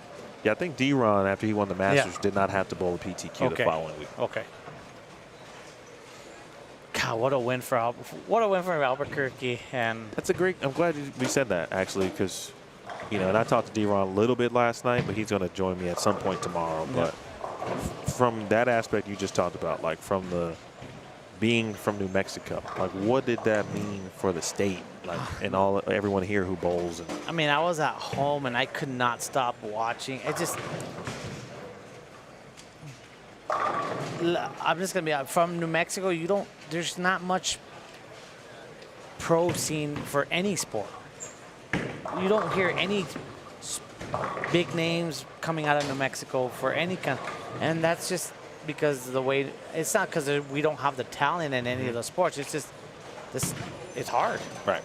And what D-Ron did is, like, you could be like, oh man, I just bowled with him last week in league. Right. And Let you know you can do I it. gotta give a shout out to D-Ron. It didn't change him. He's still the same guy. He'll come and talk to you. There's nothing. nothing about D-Ron since I've known him that would ever suggest that he would switch it up No. after something No. big happening like that. And I think really he doubled down on it and invited people to come join him on this journey. Yes. So he can further help, everybody try to get to that level if you want to get there, which, not everyone does. Not everyone offers Yes. up help, especially when you feel like you're about to start ascending upward. He stayed true. Was like, hey, no, let's do this thing together. I'm here And for it. for any other players that have the dream of doing what he did, he was like, he gave those people the confidence. It's awesome. What an awesome win. Thank you to Bald Brothers Bowling. Good to see you guys still out doing your thing too. Top 43 in points from last year are exempt already. And again, the trials will add 12 more spots. So again, the last stuff I read was right off the PBA website. Again, 12 spots. Yeah. They bowl in 48 games, 4 patterns, 4 different centers. That's a lot of bowling. Top 43 got priority. They gained that exemption. So the trials will be on Bowl TV, and that will be all week long. Again, Bowl TV. There was a couple players from Chicago, one in particular, Cam Crow, that I reached out to. Hey, don't forget about the the Mexico Open. He's someone who bowls big time stuff. He should, because he wins a lot. And he said, oh, I got to bowl tour trials. And I said, oh, that's right. I forgot about that. It's on the same, well, it's not on the same week, but it's a lot if you come here to bowl Yes. and then go right to Chicago, et cetera, and so forth. Especially that's a long week of bowling they're already about to do. And a lot on the line there. I know all these bowlers in the chat and all around. I think we have the carrying bowling balls to airports is not fun. Especially when you fly into Vegas. Oh man, carrying it through all that carpet. Oh. Hello to Mary watching, Mary Elizabeth. Mary, the pattern is, just as difficult as you might expect from the brain of Mike Miller. To be honest, I thought there might have been too much friction for Mike, and he might have came in here this morning and said, no, let's get some of this friction out. Well, I saw friction on the sweeper last night, and again,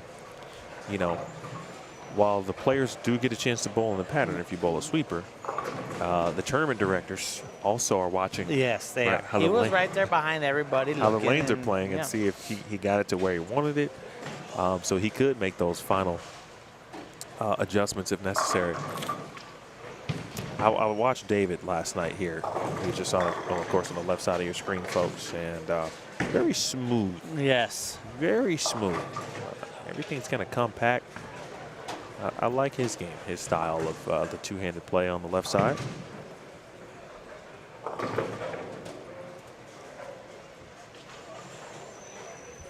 Squad 1. Now about a game and a half left, of course. Jason Shinwolf over on 9 and 10. He jumped way in. That was about 5th arrow. Have we announced this one? Game 5? I think we did, right? Game 5? Yeah, we're waiting on Yeah. game 6. I just saw Jeff come through and grab the final scores in this area, so we should have an update pretty soon. Again, next squad begins at 2 p.m. Mountain time. 2 p.m. Mountain. That's 3 Central, 4 Eastern. Then there is we got a Pro-Am tonight as well. I believe that's at 7:30 Mountain time. That will not be streamed on Bullstream TV, because I will basically go and get the snacks that I need for tomorrow to survive. Yeah. Try to eat something and get to sleep a little bit early. And make sure I'm prepared. You staying for pretty a long close day. around here? Yeah, I always try to stay no less. My max is 15 minutes, but that's with any event that I do. 15 minutes max, because you never want to be too far. At least I don't. Just never know what might happen. Yes. What where you got to get to. If you got to go somewhere early, you might wake up late, which things do happen. Yeah. The alarm didn't go off, and you can roll out of bed and hopefully just get there, as opposed to having to drive 30 minutes. And traffic during the morning is around here is pretty heavy. Is it really? Everybody getting to work and all Sure. that stuff. Yeah. We're in the heart of the business district here. I was gonna say, every time I come, right, Intel is just down the street. Yeah. There's a few other kind of industrial areas. Speaking of Jeff, even there are other scores right there. Oh, there's a new leader from the last time. Yeah, what a name. Yeah. Deep Fake Earl Anthony is now leading, a.k.a. JD Nance. Holy moly. JD has significantly extended his lead. He is now plus 214. Yeah, he got back on the horse, and not that he fell off. I mean, a 186 is better than still, Sure, but he had that one game where whether it was carry down, he didn't throw it as good as he had been. Something was slightly different. I know he missed a spare in that game. I think he missed that 7-pin in the 10th frame. And now, 210, 237. So scores after 6. J.D. Nance plus 214. Yep. And that's for 6 games, folks. Yep. And he's looking for more. Now Callista's still there. Oh, Callista. There we go. Still fighting. I'm on the Callista bandwagon with you. I'm 100%. Yeah, I'm on that bandwagon. Even, I think she's got to get back to minus 20, but even would be great if she can finish out these last 2 games.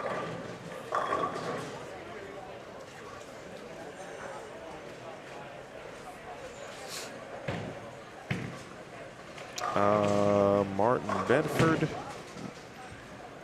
minus 41. Yep. Robert Lawrence, minus 86. Jason Silva, minus 89. And I know this telecast JD's been of course the headliner here, but I don't want to take away from all the other bowlers that are respectable, Oh, sure. Absolutely. And from the top, the top 7 here. Again, the squad just looks a little bit different if he is not doing what he's doing. The issue, I think, you're just kind of watching some of the scores, because Jason was ascending, but we didn't get a chance to see his last couple games. So either he's moved to some pairs that just haven't been favorable for him, and I got to think that is certainly based on the way he was throwing it, and as well as he was. And I think we talked about this earlier. For example, on Jason, God, you just got. I know it's hard, but you got to take and everybody's gonna have a bad. Got to stay away from those 150s. Sure. Ugh. They're difficult. God. That's the hardest part, actually, about Yes. this. Yep. The pattern to me is like, okay, Mike gives you enough to develop a game plan, And then as the block continues on, you've got to figure out how to adjust the game plan as you go along. Yes. Whether it's pair to pair, whether it's, of course, just the pattern in general. You know, if you brought the right equipment, you just kind of, obviously, you figure out as you go. And 8 games is just a ton. Hook. Oh, that's it. That had some hold right there in that little area. This could be a big game here for Rob Law. He needs this game, too. He definitely needs this game. He's at minus 86. You know, 240, 240 on this is difficult.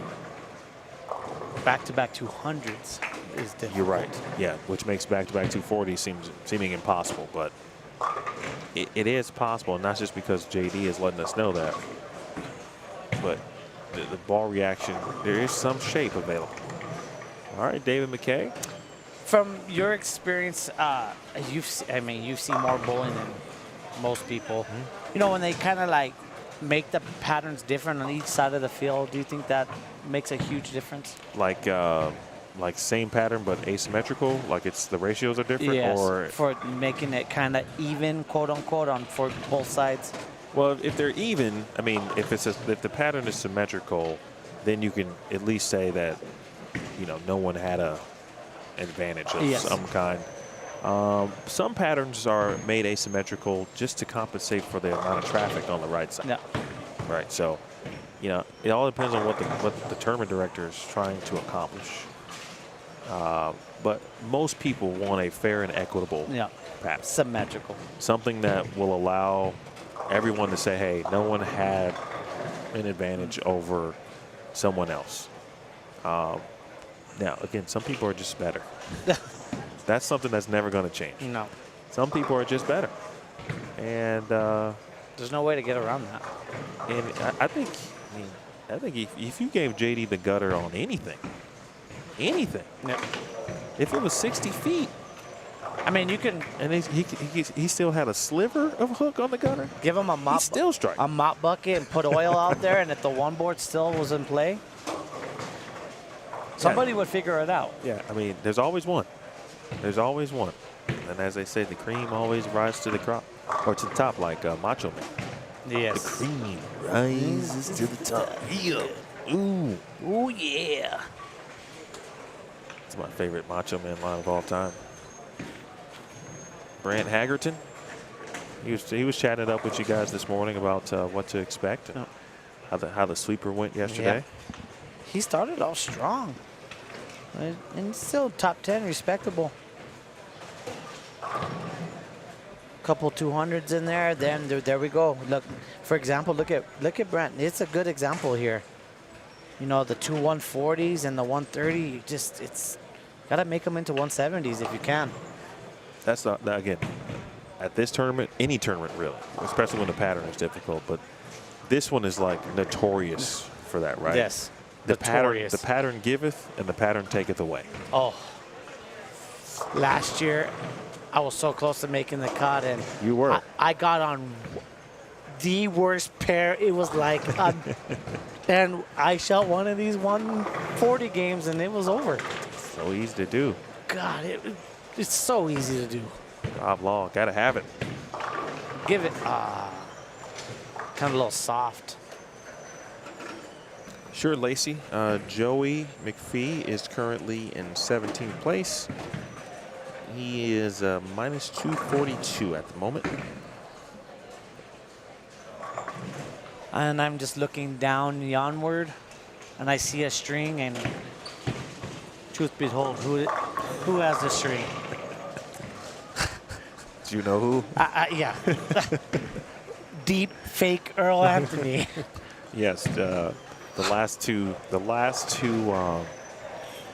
score updates that Jeff Hemer has given us.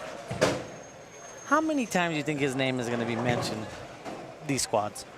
Well, Quite a bit. At least once, because I'll update every squad we start. I'll update what happened on the previous squad.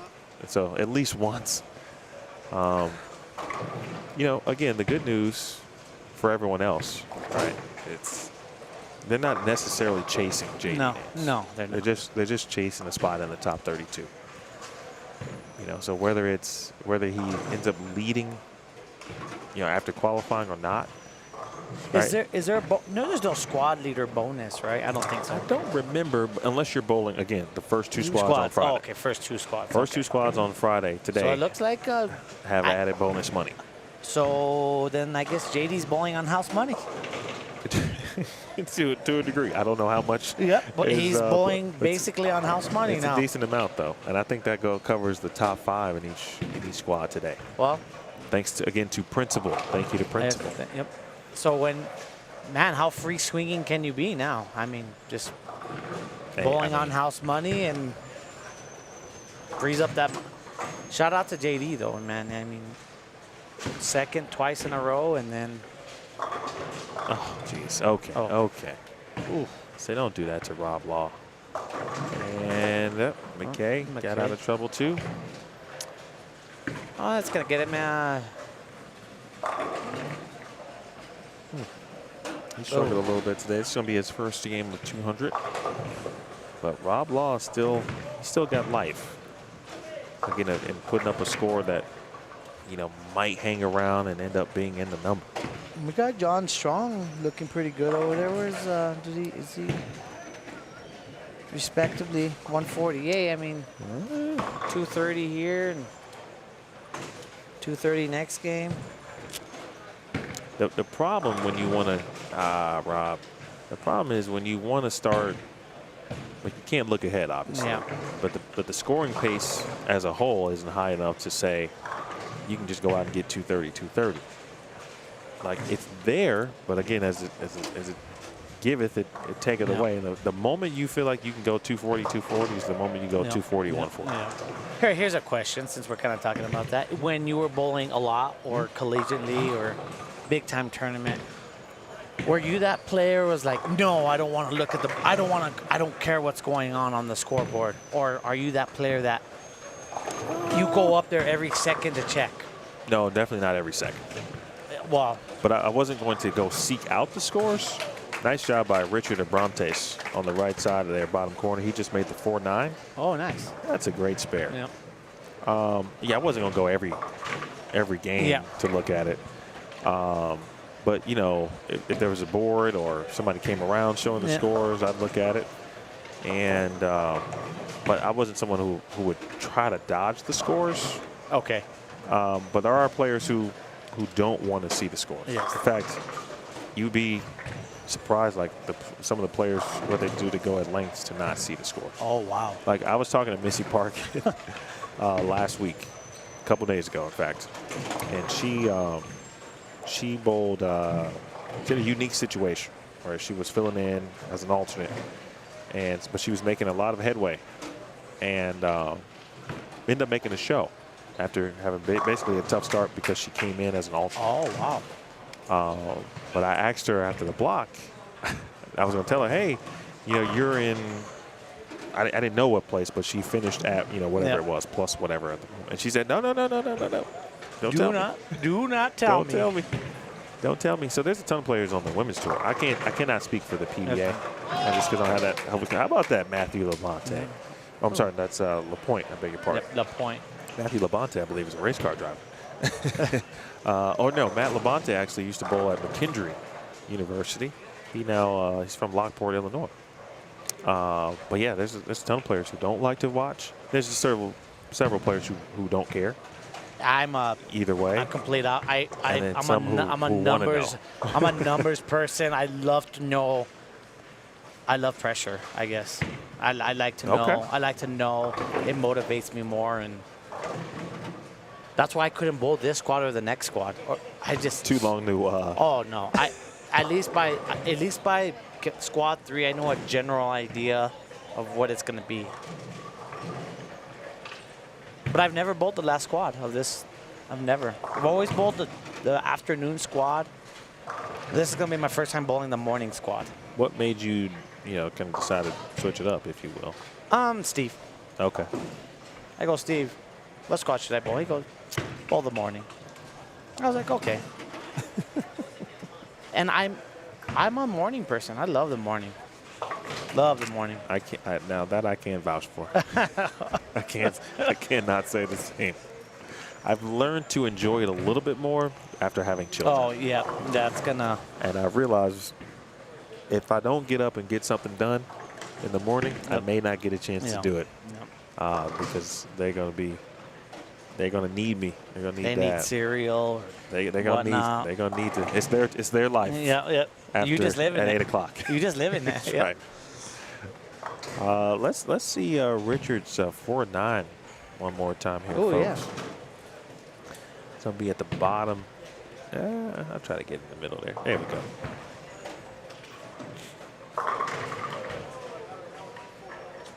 Oh, that was nice.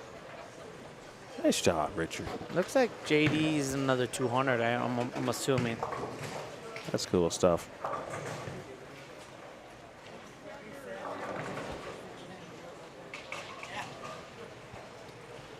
So we've got what we're going to have here, folks, is on the high end. I'm sorry, on the low end, they were the first to get done with Game 7, so they're going to be in Game 8 pretty quick here.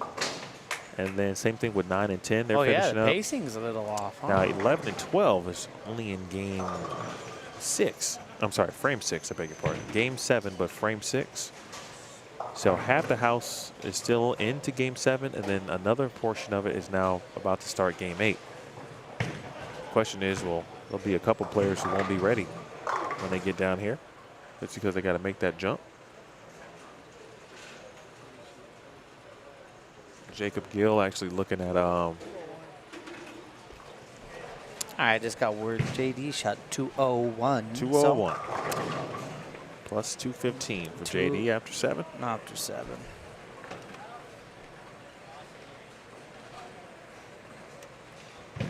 Unless JD can manage to shoot a 0 this game, I think he's good.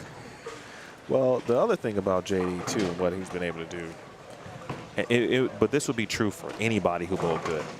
If you bowl the first squad and you put up the number, you get a full rest of the day off, right? But is that really a number to even base the tournament off of? No, I'm just speaking of someone who puts up the number and they don't have to worry about looking at the scores and watching the rest of the squads. They know they're bowling on Sunday no matter what. It's just a matter of what seed are they going to be, who they're going to bowl. That's all that matters at this point for JD. And obviously continue to have just good feel at the end of the block. I mean, he could experiment if he wanted to, right? He could throw another ball or two if he said, okay, you know, the next time I'm going to bowl on this is going to be Sunday. Yeah. So maybe he'll get a look at a different ball just to put something on paper to say, all right, if I need to go to this ball, here's what I would like to see. Or, you know, okay, I'm seeing this in Game 8, and I'm going to switch to this ball just to see what ball reaction I might get. Because Sunday's a long time. I mean, from the bowling aspect. Yeah. See the pattern once? I think did he bowl last night? He bowled the fresh sweeper. So he bowled last night. I don't know if he bowled ever, you know, during the week before last night. No, I have no idea. Yeah. Bowls this morning, and then now he's not going to bowl again until Sunday. So he'll probably keep an eye on the live stream. He might pop in, but you know, I'm sure that's an opportunity to enjoy Saturday with the fam. Get back into bowling mode, you know, toward the end of that night, and be prepared to try to win the tournament on Sunday. $13,500 to the winner. Prize fund keeps going up. Yep, every year. Shout out to Steve Mackey. Putting in the work. It's arguably, you can argue that he's one of the best proprietors of bowling. Oh, there's no argument there. Yeah. He is one of the best proprietors in the bowling industry. The whole family. Without a doubt. The whole family. Yeah, I mean. The whole family. Yes, the Miller/Mackey family. Fantastic for bowling. And, you know, this is a part of the country that I probably never would have gotten to had I not been able to stream this. So I'm very thankful just to be able to take the visits. It's the little things, especially as you get older, as you know. Yes. The little things, right? You know, popping off a plane and seeing some mountain ranges that you're not used to seeing, and you're a part of the country. Little things like that, you know, start to feel just a little bit different. Like, oh, yeah. Hey, I'm good with seeing this super cool mountain. you know, at least once a year. Same thing in Vegas too, a little bit. We're Indy gonna, Bowl. we're gonna see John Strong here on lane 7 and 8, and we of course David McKay. Good afternoon, Indy Bowl. Appreciate you as always. Thanks to everybody who is tuned in. I want to thank Eddie Joe Torres. Oh man, thank you so much for having me. I was going to have him in for a couple games, but he decided to stay the whole time, which is always great for me. I know Steve Mackey will join us certainly at some point during the 2 o'clock hour, and he will give us his Steve-isms, as I like to call them. Having his inside of his mind is. He has some of the best bowling stories I've ever heard. He can go back and recite all kinds of stuff. He's told me some stories about when he used to bowl over there in Japan, how serious they take it over there, suit and tie, and it's wild over there. Hey man, you're gonna have to get your stream over there one of these years. We were just having a combo about Japan, actually. There were three players from Japan who came over to bowl the last week of the PWBA season. And they're trying to make it a yearly goal to bring some players from Japan over to the U.S. to bowl on tour. But yeah, Japan's on my list. So is China, Hong Kong specifically. There's a World Championship. I think I just saw that the World Championships will be held in Hong Kong at the end of this year or sometime in the near future. That's on my bucket list to go over there. Have you been out of the country? I've never. But Japan is my #1 for sure. Do you have a passport? Yes. Okay. Yes. All right. We got step 1. Yeah, step 1 done. Yeah. Okay. I've been. My coworker, she did those like payment plan where you can pay over time to get out of the country, and when you pay it off, then they book it for you.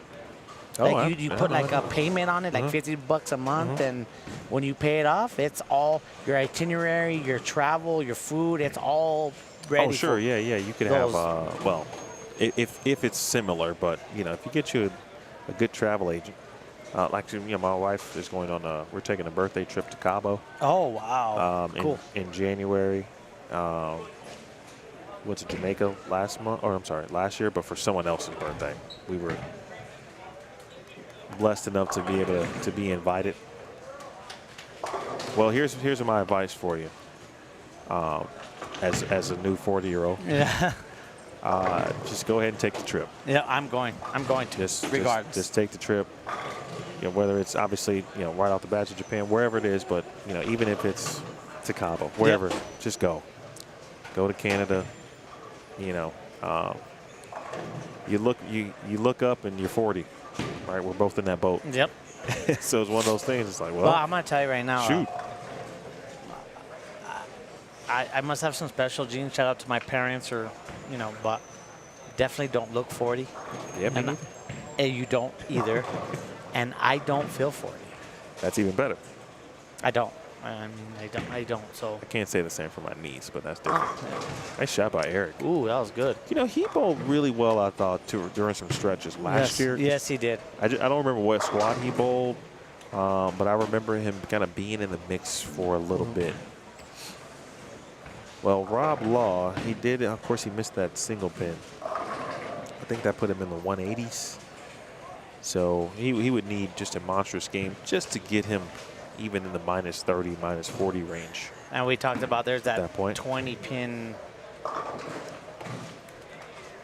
Yeah, because at this point you look at the squad and you say, okay, can you really get a good gauge on a cut number here? Which is why this squad to me is always difficult to figure out what the cut's actually going to be, because it's going to be, you know, theoretically, it won't have much significance on the rest of the term. Agree. Unfortunately. But maybe 1 or 2 still could have impact, like Callista and Martin Bedford. That's aside from JD, obviously. Yeah. And speaking of Callista, she is finishing up game 7. She just left a 6-pin. You can see the bottom right of your screen. So at best, that's 153 she can get to. And man, she was bowling really, really well. Again, she was solid on the fresh. Pretty cool stuff over what Richard is doing over there, though. Again, you could tell he's like, I don't know how long he's been bowling, but you know, you can tell he's a little bit on the newer side Yes. in regards to skill level. But making a 4.9, participating in the New Mexico Open. There's some really cool. Go ahead. I'll tell you something. I'm gonna come back and ask you what you the sock guy. Oh, sure. I did tell his name is Steve. I did tell Steve I want to talk to him after the squad. Yeah, I do want to know more about that. Yeah, I'll let you know tomorrow. I'm interested. Very interested. Absolutely. Because I mean, those tapes for your finger, I mean, I use the Storm Blue ones, the thicker ones, but I mean, if I can use interchangeable one all the time, hey. And what Eddie is referring to, folks, there's a player in the field. His name is Steve Ontiveros. He was wearing a T-shirt that on the front of the shirt, there's someone with a thumb. It's a thumb. It's a hand with a thumb, though, clearly right there with tape on it, which brings you to it, right? It's like, oh, okay. There's a thumb with tape on it. Yes. But then on the back, there was the name of what we now know as the business, or the name of the item, bowling thumb sock, as it's called. Bowling thumb sock. Thumbsock.com. He also had the greatest promotional tool now that exists in marketing, which is the QR code. And thumbsock.com is an interesting concept. You guys should check it out. I mean, it's. Yeah, I will be learning more. And probably will get one just to try out. So I'll be happy to report back. David McKay, Matthew LaPointe, he started on 5 and 6, so he's now ending on 7 and 8. Made his way all the way back down here. So did Joey McPhee. Espinoza is back down here in this area as well. David McKay. He's playing the game of Dutch 200 at the moment through 4 frames. Yeah, there's going to be a little bit of a delay finishing up this squad. I wonder what happened. Was there a breakdown? I don't think we saw any. I didn't see any breakdowns. But there was a point where a few games ago, actually on the low end, where the group got started kind of late. So I think at the time it kind of migrated down. Right, the delay was on the high end at that moment, and then they were waiting, of course, to make that jump down here, and then now, of course, the delay is in the middle of the house. So we'll be able to watch 11 and 12 finish up game 8. That'll be the last pair, it looks like, to be bowling. Oh man, our Callista is gonna. Looks like a 140 game. Unfortunately. Yeah, unfortunately. The good news, what I would love to see from Callista is just a good game, and even if the score isn't necessarily good, just good game for game 8. You know, accomplish the things she wants to accomplish, and you know, I hope wherever she decides to do and however long it takes her to get on tour or bowl some regional, whatever the case is, I'm watching her. Yeah.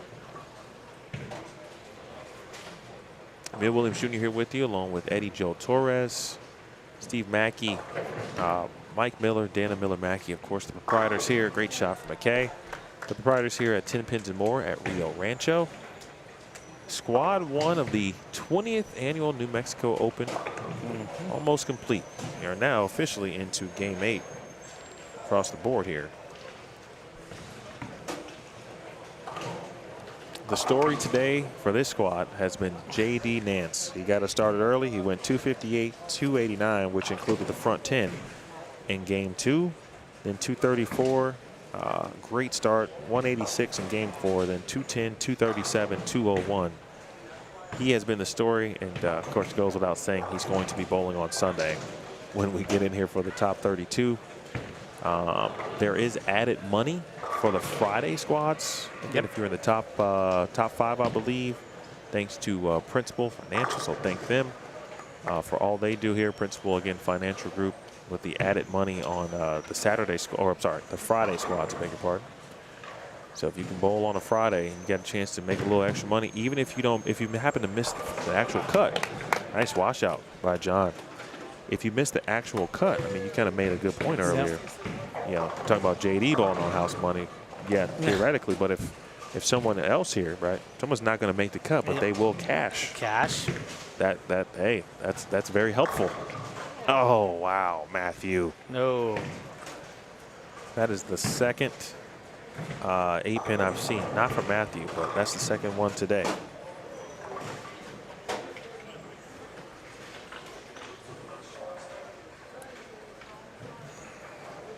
Thanks to those who have watched today here on Bowlstream TV. Again, about an hour and 15 minutes away from Squad 2 beginning. Oh, the old Pool Brooklyn. David McKay. Squad 2 will begin at, again, 2 p.m. Mountain. That's 3 p.m. Central, 4 p.m. Eastern Time, and 1 p.m. Pacific. So many of you might be finishing up your workday, or to some degree, just right in the middle of it, depending on what side of the country you live on, or internationally. It might be in the evening for you, or very early in the morning. We thank you for tuning in. We'll be here all weekend long.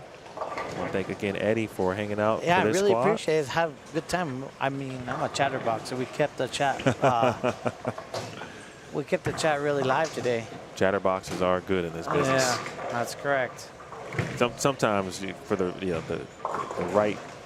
right people can understand like when to be chatterboxes and when not to. Sometimes it's a fine line on how you maneuver. But that's what qualifying is for. So right? I'm gonna give you my inside my head of what I'm seeing again.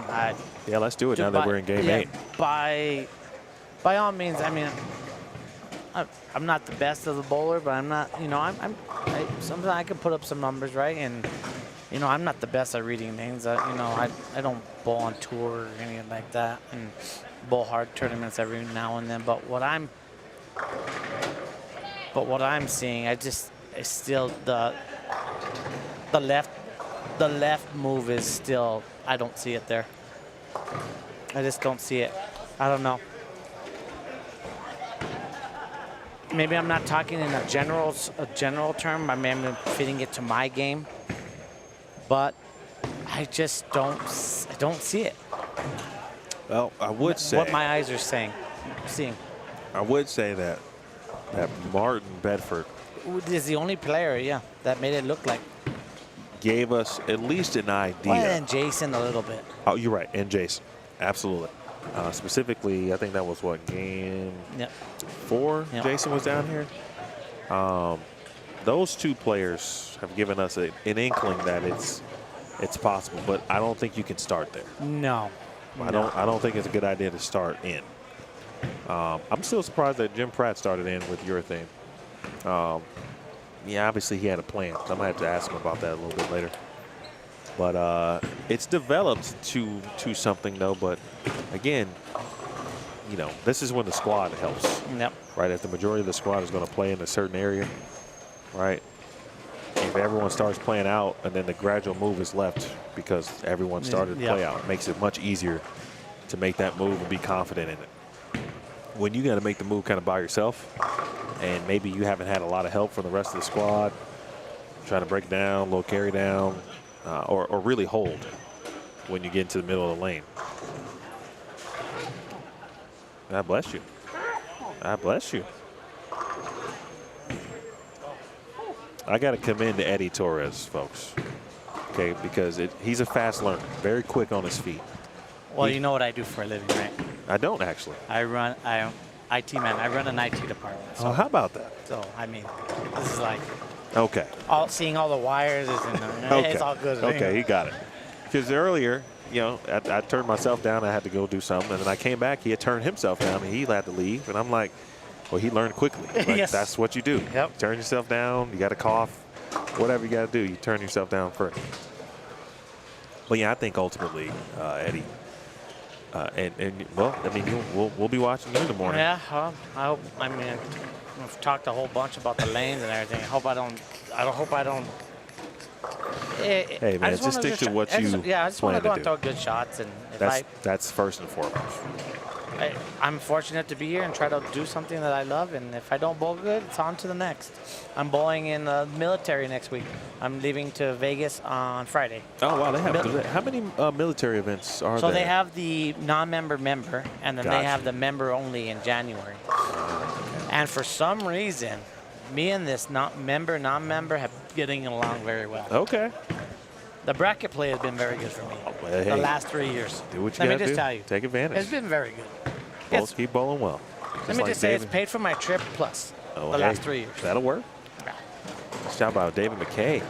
Ooh, I mean, I was anticipating seeing a little bit more Yes. of this from him Yes. based on what watching him last night on the oh sweeper. man, I thought he was gonna kill it. Yeah, me too. And unfortunately, even if he goes to sheet here, I don't think the number is going to be there for him, unfortunately. I mean, and you can see what Eric is doing as well. Again, not sure where he started, but you know, you can do this in the back half. I think it's easier to do it if the majority of the squad is playing in one particular area. And I'm referring to being able to play in. You know, I was thinking about what you just said earlier. I just don't think there was enough play on the 5 and out for the right-handers here on this squad to get that bump off the bump off the outside. Yep. I mean, Eric's ball is really coming off the spot, but he's a little slower and. Yep, a little slower, clean. Even now we can honestly say that Matthew was the one player that we actually saw throwing shots, besides Jim Pratt, around 20 to begin. Now, was he trying to figure out what he should be doing? Probably. Yep. But, like, he gave himself some kind of idea what was out there. Now he's actually a little further right than he was when he started game one, which is funny. Hey, thanks, JV. I appreciate it. David McKay, JV actually is a very good question for you, actually, if you don't mind. Okay, Maybe think about your arsenal as we watch McKay here. Hook, hook, hook, hook, hook. I got. Well, I tell you, I brought 4 3-ball bags, and 2 of them are back home after the squad yesterday. They're back in the room. Oh, gotcha. So what I have right now is pitch black at 500, pitch black at 1,000, 78U at about 1,500. And that's basically what's going to make it down to the lanes. And if for whatever reason I need something, because I played the double burn and I kind of liked the Ion Pro a little bit, and then the Idol, and of course the old trusty you can't leave home without phase 2. Oh, yeah. And of course clear plastic. But you won't catch me throwing anything else other than the 3 urethanes tomorrow until I absolutely, I honestly, I'm gonna say out with probably 95%, I won't throw anything else other than urethane tomorrow. Well, I mean, you're experienced enough to know that you always want to have an open mind. Yep. You know, keep an eye on what's happening around you. And because I love bending the ball. That's kind of where Eric here is playing. That's where I feel comfortable doing. If I could get there, I mean, I would love to get there, but if I can come shoot 8 190s tomorrow, I'll be completely happy, to be honest with you. That's going to get you in, or at least get you close. Yep, I'll be happy. You'll be close with a game or 2 left. Yes, I'm literally gonna feel like I'm throwing it over the gutter tomorrow. You're left-handed, right? Right-handed, yeah, Oh. right-handed. Yeah, I literally want to feel like I'm throwing it over the gutter tomorrow. As far right as my mind will let me go right. I like it. But what I'm gonna tell what I also did say, JV, is my stronger pitch black, the 500, it slowed down a lot. So I was able to get it to hook and stop and give me, and if I run a little bit more shape, I threw like the 1,000 or the 78U, it gave me a little, it was just, that's how it was playing for me. But the 500 pitch black, I had a lot of good really good shots with it. So, but that's subject to change. You never know. Yes. That's bowling. It's all subject to change. That's the one thing about this sport, man. You got to have an open mind. Because we have these game plans, but you have to be willing to adjust or adapt.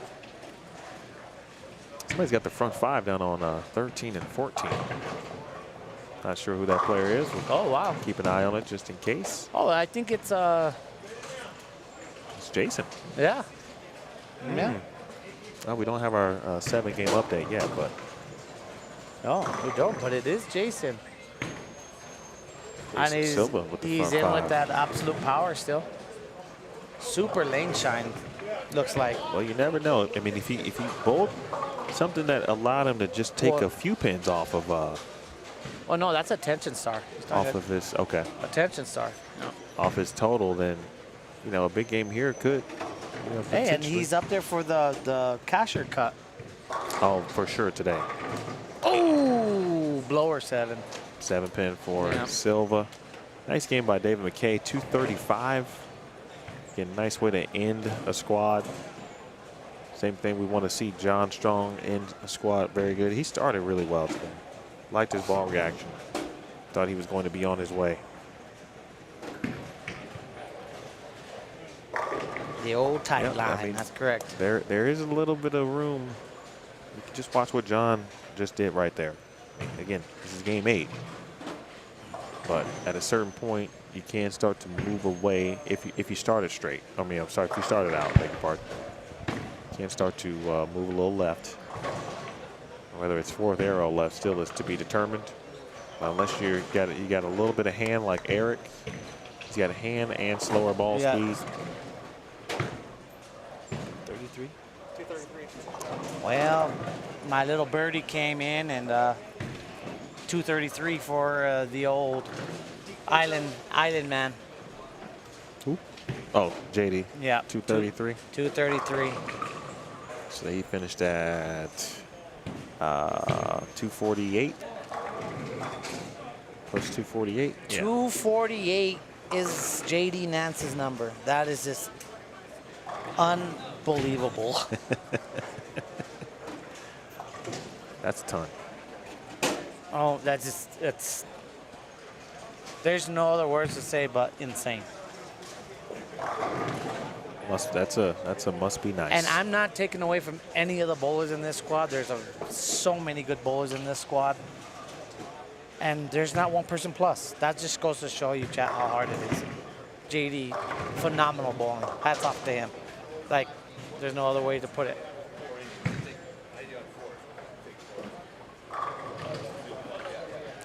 John Strong finishing up. Nice job by 217. Nice job, Eric.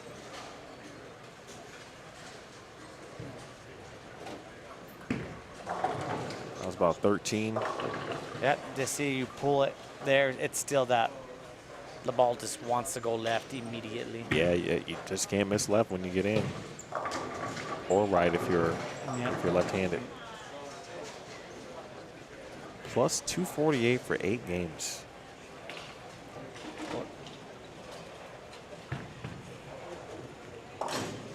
So you went for let's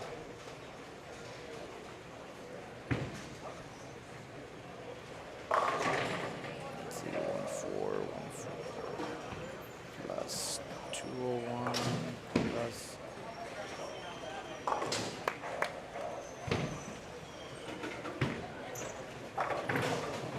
All right, 167. So 231 average for JD. Unreal. Didn't think that would happen today. I didn't see that. I didn't see that one coming. As we move over to 9 through 12 as they finish up game 8. Chad, all I gotta say is you guys missed some phenomenal bowling by JD. That was just unreal. It was a great start too, and we had him for the first couple of games. So if you can go back and watch the archive here of Squad 1, and if you're bowling tomorrow, you happen to be left-handed, I would also go back and watch the archive of Squad 1. Yeah. Not even just for JD though, because Callista, who we've been talking about, Yes.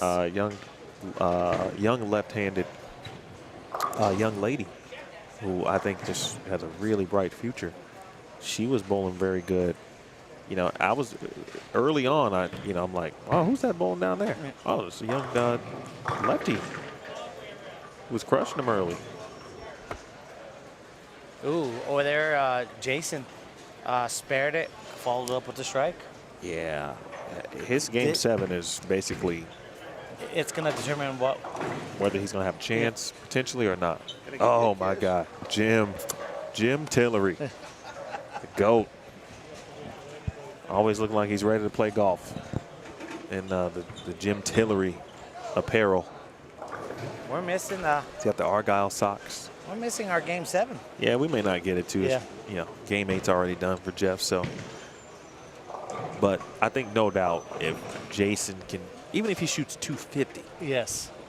right, which is only one more miss at this point. Even if he shoots 250, he's going to take off. You know, that would put him in the minus 30s, and then we still wouldn't know how game 7 went. So he could be one of those players. We'll find out at the end.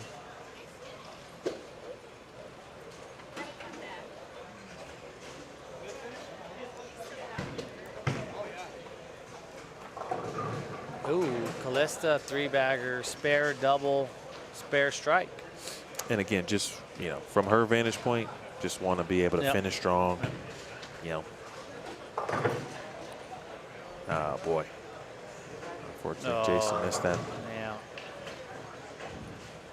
And you just got to put it in your mind that you are going to miss spares here. Yeah, and his reaction, and not just the reaction at the missed spare, but his reaction kind of tells me that he's probably in a spot where if he puts a number up or if he finishes strong, he might give himself a chance at the end of it. Mio off to the right there. Lauren with a 5-bagger, excuse me. Oh, 5-bagger, yeah.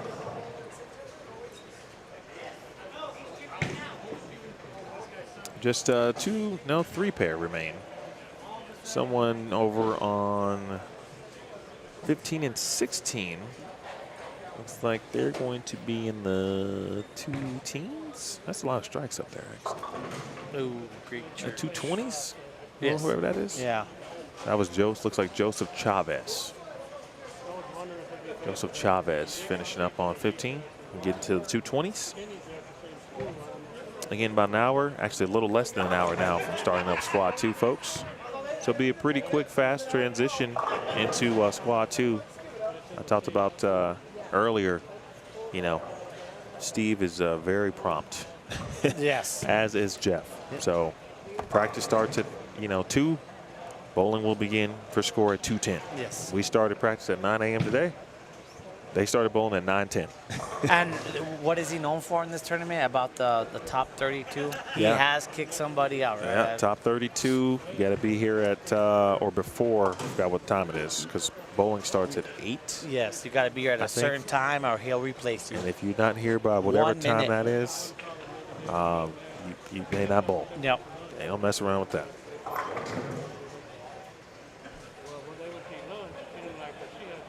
If to the chat though, what I mean, I know for me, what I'm looking forward to watching for Squad 2, I don't anticipate anyone trying to match or matching JD Nance. No. I just don't. No. I just think what he did is because he's really good at bowling. And he's JD Nance. Yeah. So I'm not anticipating that type of score, but I am anticipating a few more players to find their way plus though. Yes. Especially after watching the squad, right? Either watching online or watching in person, like Steve Klumpkin, for example, who was here early, Yes. had his eyes set on what was going on out there, So I do think we'll see more players get to plus or at least near even. I don't think we'll see plus 248, No. but plus 50, 60 by several Yes. people sounds like something that could happen here in Squad 2. Anywhere from plus 20 to 60, you are in phenomenal, Yeah. cruise control. Yeah. Maybe yeah. even. I agree. I'm going to go pan that camera as soon as 11 and 12 is done with the 10 frame. And we'll see Jason Silva Well, you can see him a little bit right now on the right of your screen. That was a good shot. Jason Wait. Shinwolf really throws it well. I think he just kind of got trapped into doing some different things. Wasn't sure. Solid strike. Man, I wish he had that spare, I bet. Yeah, Silva. You just don't know, but we'll find out, obviously. 230 is still going to be solid, but. The mysterious game 7 for him. Yeah. Chad, what are you looking forward to?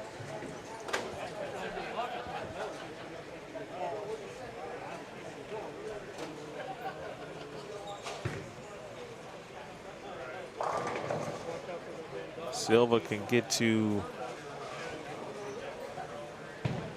230.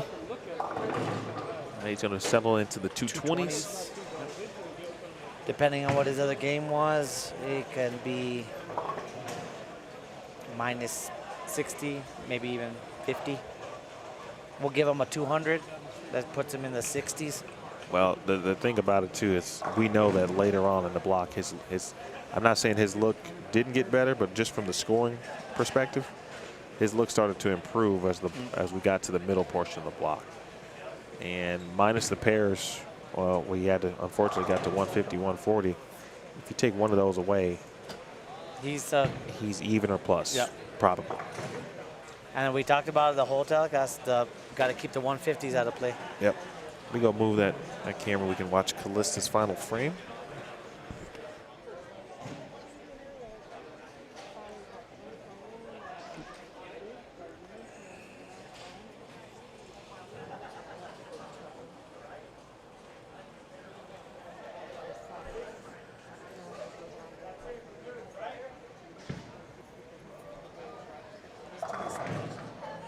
That's what we talked about the entire telecast, spares.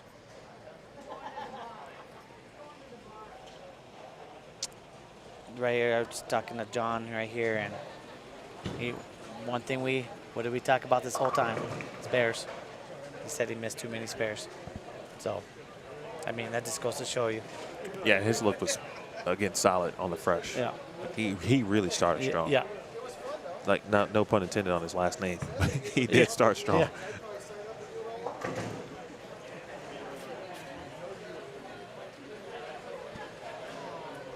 Yeah, that's one thing about the no re-entries here. Because there are players who would definitely bowl again. They already know. 80% of these bowlers. Absolutely. I would bowl again. Knowing what, of course you know what you know. Sometimes it's like, my look still might not be the best, or I didn't execute well. But, yeah, I think John would bowl again.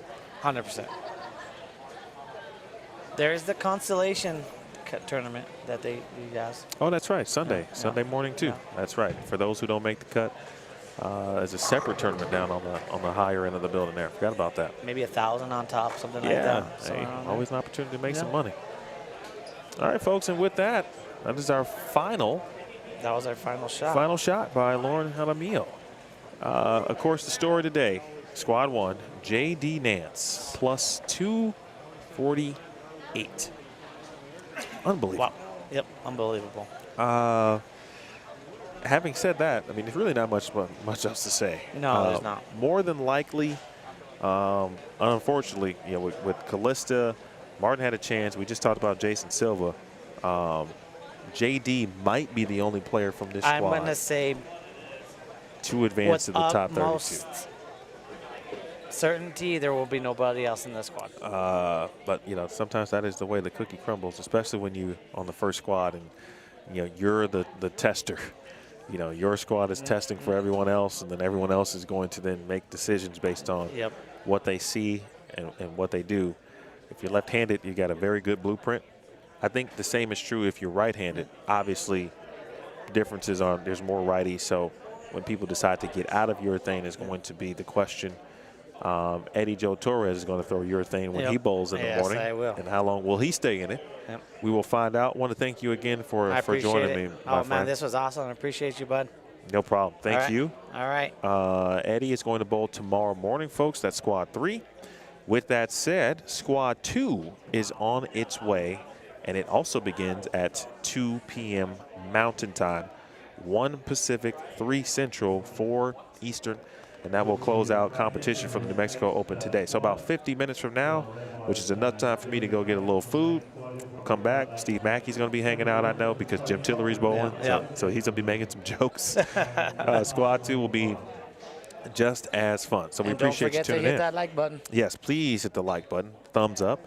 Subscribe if you have not already. Share on all your social medias as well. Squad 2 is on the way. I want to thank Steve Mackey, Jeff Hemer, Dan Miller Mackey, Steve Miller, of course, and everyone here at Tenpins and More.